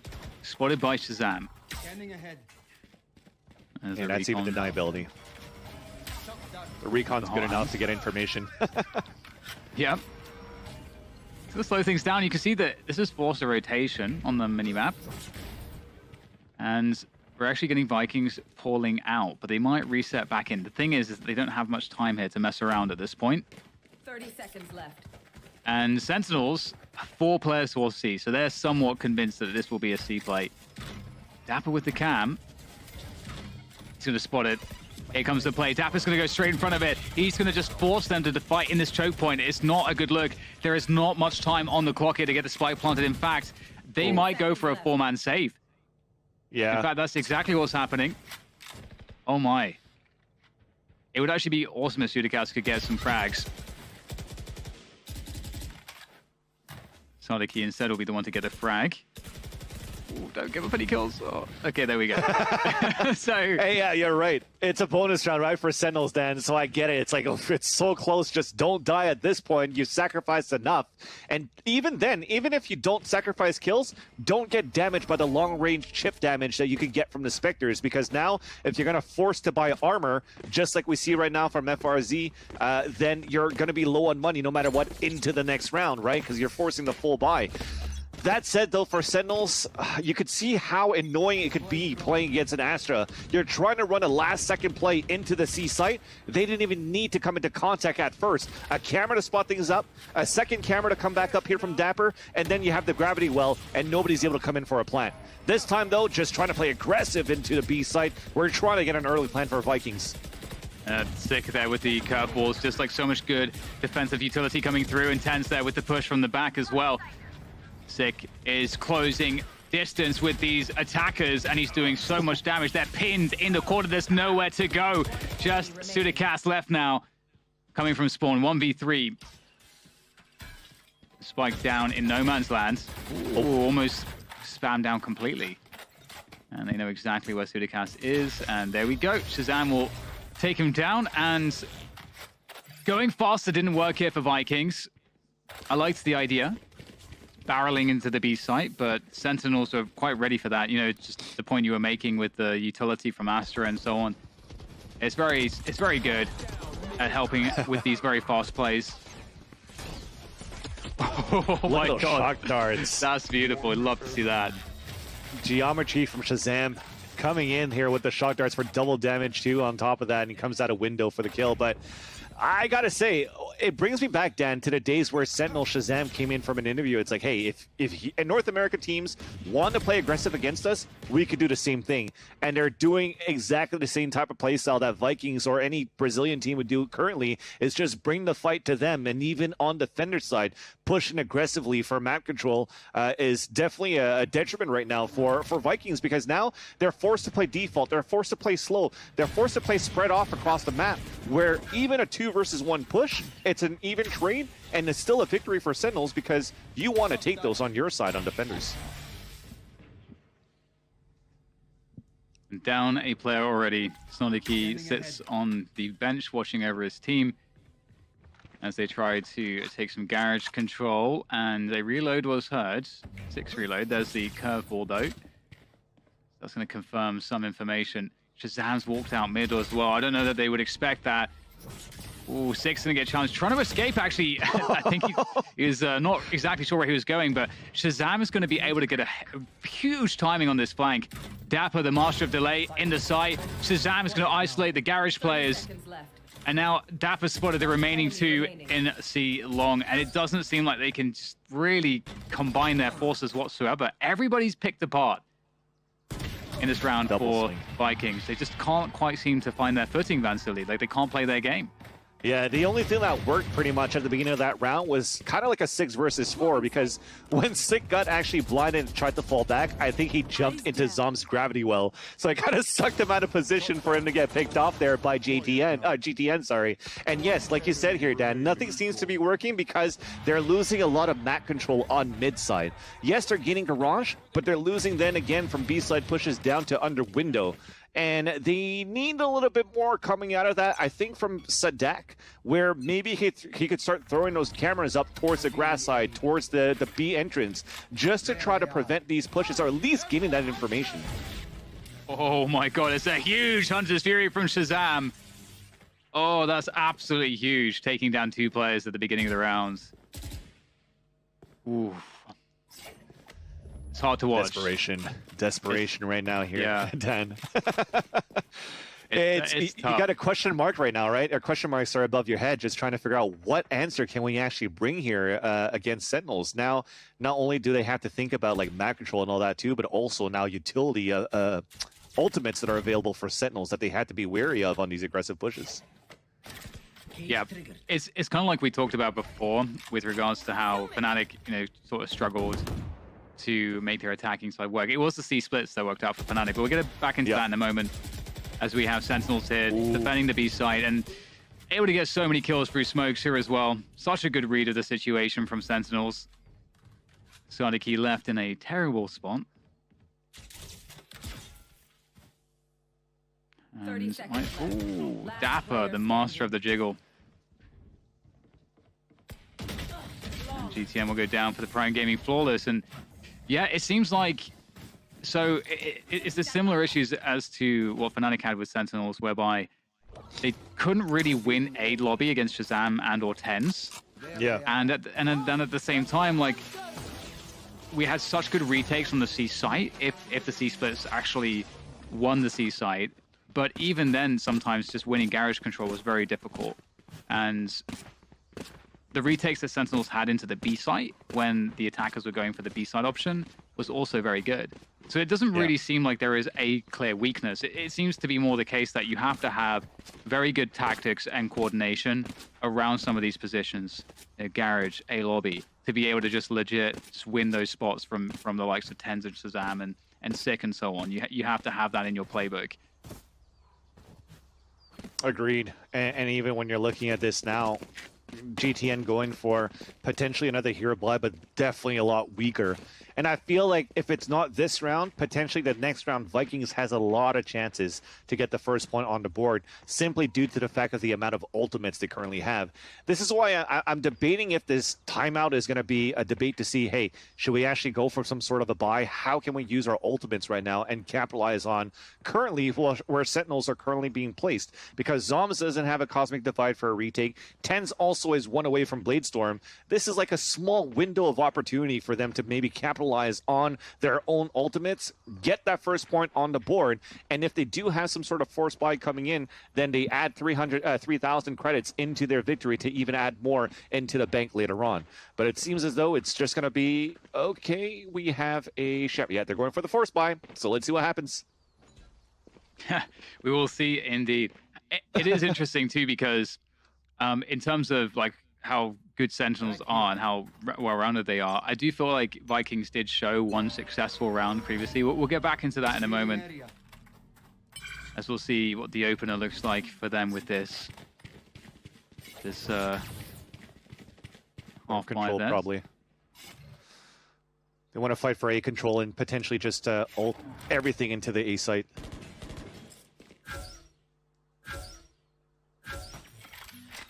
Yeah, so many ultimates indeed.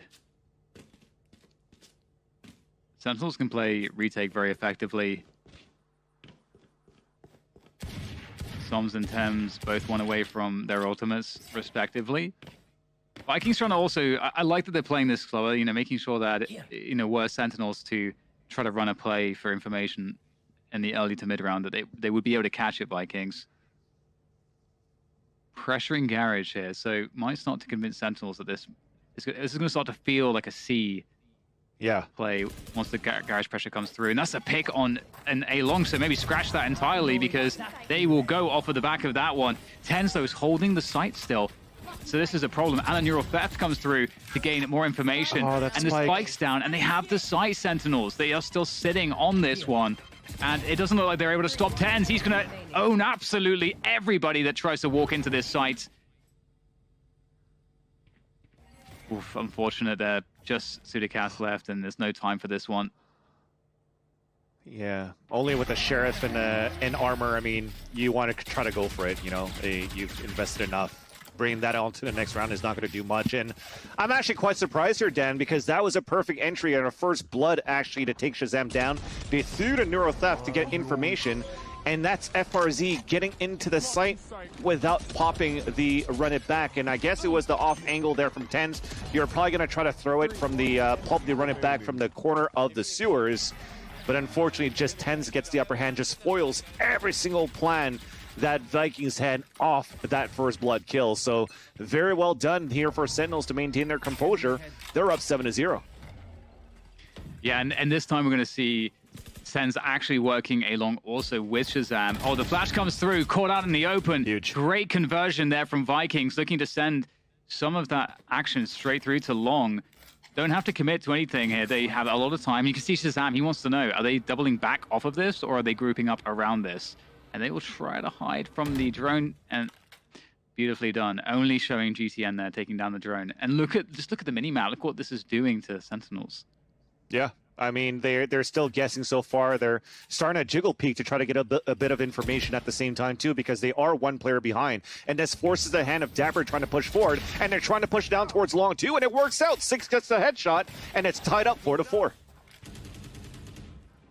And there comes the drone here from Viking. Sentinels will be able to slow things down. Sick is doing a great job at slowing things down. He kept hold of a curveball as well to have that additional delay possible. Vikings looking to force the action. Sitting in the cage now, Sick.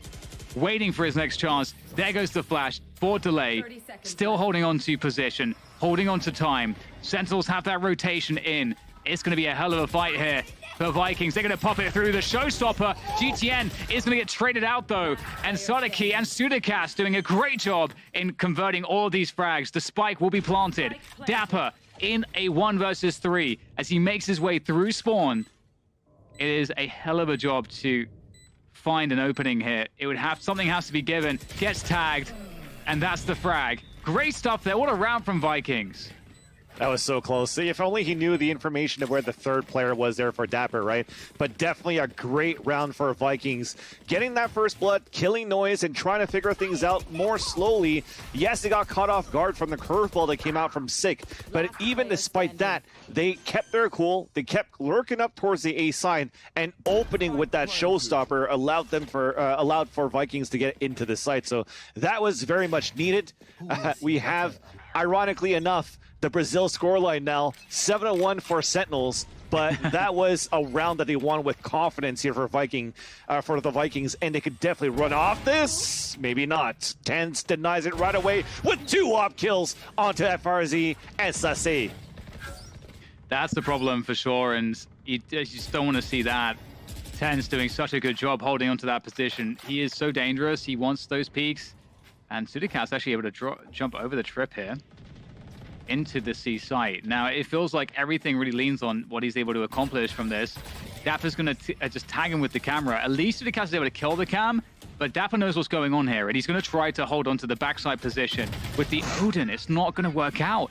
And with that, there is a chance here. Sick's going to go through. The Cosmic Divide's in. Sick over the top of Log. Able to take down GTN. And that's down to Spike. Carrier killed. Sick is doing all kinds of shenanigans here on the site. And with that, this is a lot of Cosmic Divide. Yep. With that, the Spike is it's going to be tough to get this planted. It's a 1v3 for Sadiki. I'm surprised that they gave this up because I guess they didn't see that the spike was actually down. So everybody falls back to like default spots, but they could still play a retake on a 3v1. This is going to be still very difficult for Sadak to win. Yeah, I think Sentinels must have assumed that he picked up the spike already. Yeah. But there we go. Zoms at the back of the site is going to just create an impossible situation for Sadiki. Well played by Sentinels once again, and they'll convert the rounds. One of the points I was going to make earlier is that, you know, this is a huge issue. You know, TenZ having free reign here, doing a great job hitting those shots, and you want to see them find a way to deal with TenZ to take a lobby control, because when they were able to do that, they were able to play. Vikings were able to play with the Sentinels rotations. They just did it a little bit too slowly. In one of those rounds, they got beaten out because they didn't have enough time. But I felt like they were really onto something. I agree. I feel that they have a good composition to do that as well, although we'll talk about it later because we're looking for a split from Vikings inside the C site then. Yeah, it's certainly, and Sassy is able to open up with the Hunter's Fury, so starts off pretty well here. Six still has that running back ready for the retake, and there we go. Running back comes through. Ooh, okay. Oh, Sadaki's just going to walk straight into him. Then he gets taken down by the page. Okay. TenZ has the blades out. FRC with the lineup. Coming through from window. Doing the damage. And now Shazam, he's got nobody left to support him. He's alone in this retake. 4 players to find. They know precisely where he is. The swing comes through. Sudicast does not care. Just takes him out. 1v1. And Vikings convert the round. And so it's one of those examples, just like on Icebox, when there's just so much utility going on here for both of these teams that it just becomes so messy to try to take the play, take the site, or even retake here for either of these teams. Thankfully, Vikings took the upper hand. But just to get back as we have time here, Dan, I feel that the composition for Vikings, they do have a good comp to try to push back TenZ on such aggressive peaks here on the A side. They got JTN with the Boombot or Paint Shells. They could curveball outside of A long. They could shock dart or recon dart towards long A as well to push him back. And then that will force Sentinels to surrender the A site. The thing is, if they use that much, then they don't have too much to take the site over, and TenZ continues to go to work. Yeah, he does. 2 kills on the board already before they've even gotten to the site. And, it just doesn't stop here. Sentinels, another Prime Gaming flawless for them. It's been so many in this half. Again, it just seems so difficult for Vikings to win the information battle. And on some of the individual plays, TenZ has free reign. How many times are we seeing TenZ get the fights that he wants? Yeah. Very, very often right now in these battles towards long A-Den. And at the same time, it's, again, a lack of utility, unfortunately, that for these battle for control towards A-side. Yes, they're able to avoid the recon dart that gets thrown into the choke point. But outside of that, where's their curveball to come out to continue to take control of A long, or the Owl Drone to continue to push them back? And Shazam, you just saw in that replay, he puts his hands up. He's like, what's going on here? It's a little bit too easy for me right now to hold up the A side. So it feels like a reverse of how they were playing Icebox, where I'm like, okay, well, they don't have that much utility to try to push Shazam back, and they play that perfectly for Vikings. Now it's lackluster for their attack, unfortunately, here against Sentinels on this map of Haven. double up, by the way, Dan. And why not? It's definitely going to be a surprise because it frees up Tens to roam here. He's on that top of the C site with his operator. Vikings in a desperately bad position overall so far in this half. Looking to contact through to the B sites. Might actually be great here. Retaking with the operators might be difficult. Flash comes through, Dapper. Looking to go for the challenges here. Has that Astra smoke to work from. Neural Theft out as well to get the extra information. And they've been gifted. The spike is on the site there for Sentinels just to sit on top of. It's under their control, locked away by the Astra smoke, locked away by the entire team at this point. Oh man, this is not a good look here for Vikings. They are well and truly on the struggle bus. Oh no, no, don't do it to him, Dapper, no! Oh, the humanity. Dapper denied, thank goodness. Dapper bringing a North American flair onto the global stage here, Dan, just showing how when they're comfortable, or when they're just falling behind, or when they don't care, that's the type of Sentinels that you can see sometimes, and it shows a little bit. Like at the same time as it's fun in games, it also shows and it adds a little bit more onto Vikings. It's like, oh crap, these guys are like on fire. They're super confident. What can we do right now to try to regain control of this map?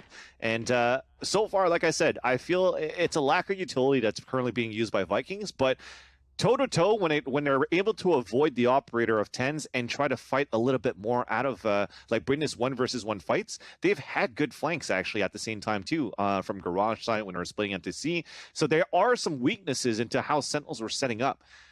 I just find that they weren't able to get that information to capitalize on these type of weaknesses that could have been exploited. Yeah, definitely.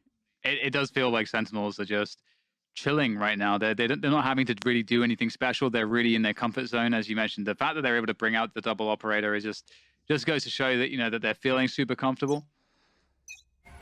It's also a gear they didn't really have to go to as well. They made it work otherwise. But into the second half, we've got a pistol upon us. Vikings on the defense. Sentinels not with any quick maneuvers though. It's a lurk on A long from Dapper, looking to just contact in. He's just going to see what he can get, it looks like at this point. Spots one. Oh, he's actually forced out the paint shells. That's a big win. And Boobot.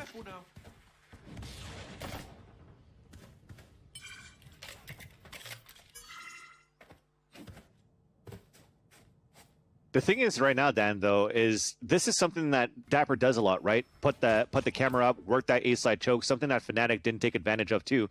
But look at Vikings. They never really rotated players out after using the initial utility from Raze. They still have great utility and positioning for any type of push happening towards this C-side that seems to be happening.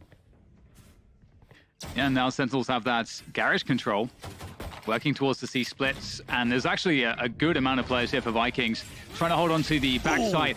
Tens, though, up high, able to look over all of these smokes with that Ghost doing damage. 3 players, 2 players now left here. It's looking grim for Vikings as they fight tooth and nail, but it's not looking all that good. GTN is the last of it here for Vikings. Frenzy outs Tens from the side. And that's a wrap. 11-2, Vikings. Really struggling here against Sentinels.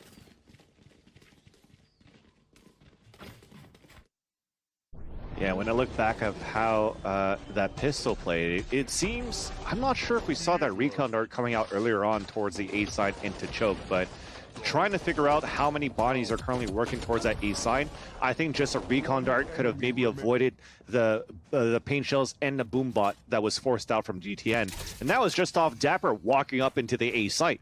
So lack of information one more time. Here's the recon dart that's going to come this time too. And on top of that, a tactical timeout for Sentinels. I'm liking this.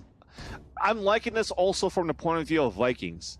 Because if they ran out of timeouts currently playing into this map versus Sentinels, this gives them more time to figure out how they want to play this. And you could see right off the bat, right off the rip, they went for a Bulldog buy and a Stinger buy, as well as shields and shares. So they were ready to play for the victory so far, Dan. So allowing this extra minute, they could regain their composure and really try to figure out how they can actually punish Sentinels on their attacker side. But the only information that they got was barely nothing, unfortunately, based off that pistol.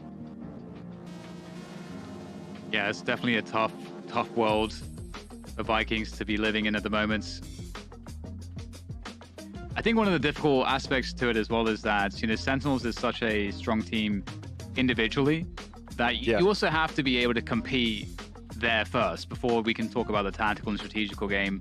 And you know, I'm hoping for Vikings that they're going to have an easier time of it here on this defense, because, you know, there's less, like, they don't have to worry about working the map as much. It's you don't have to worry about defaulting as much, trying to play the rotation game. It's more about reacting and then using the information you get from how Sentinels are playing their attack to understand the kinds of responses that you need to make. It's definitely a little bit more simplistic.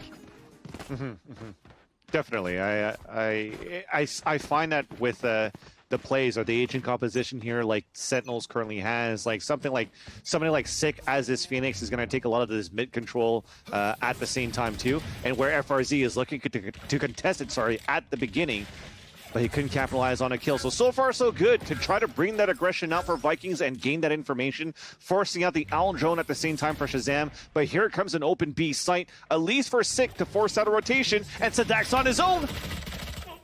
Nice work with the Stinger too. Repping the Stinger, love to see it. But yeah, as you mentioned, Sick in that position is definitely a problem in B. He hits the good timing on the lurk. He might catch FRZ. The timing could be brutal, but actually, FRZ gets a few free shots, unable to connect them. Sick in B, causing problems. Still will try to get out of that spot to help his teammates on the site. Dapper's incredibly low. And Shazam is on the side here with the Bulldog. He is really, I mean, I feel like that he is the Bulldog player, Shazam. We'll see what he can get with it. On the ADS, it's just down to him now, and he's gonna clutch it. Beautiful.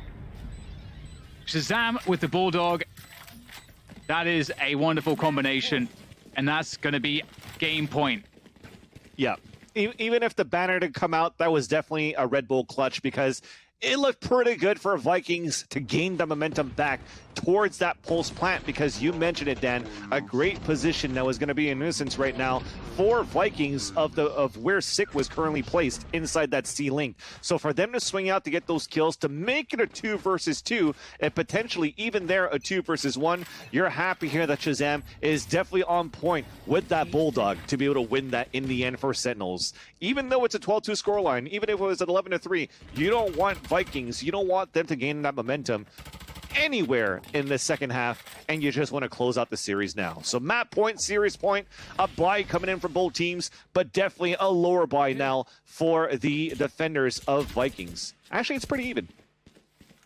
Yeah, we're pretty far away from any ults as well, so yeah, that's not going to come into play to take sites or to retake sites.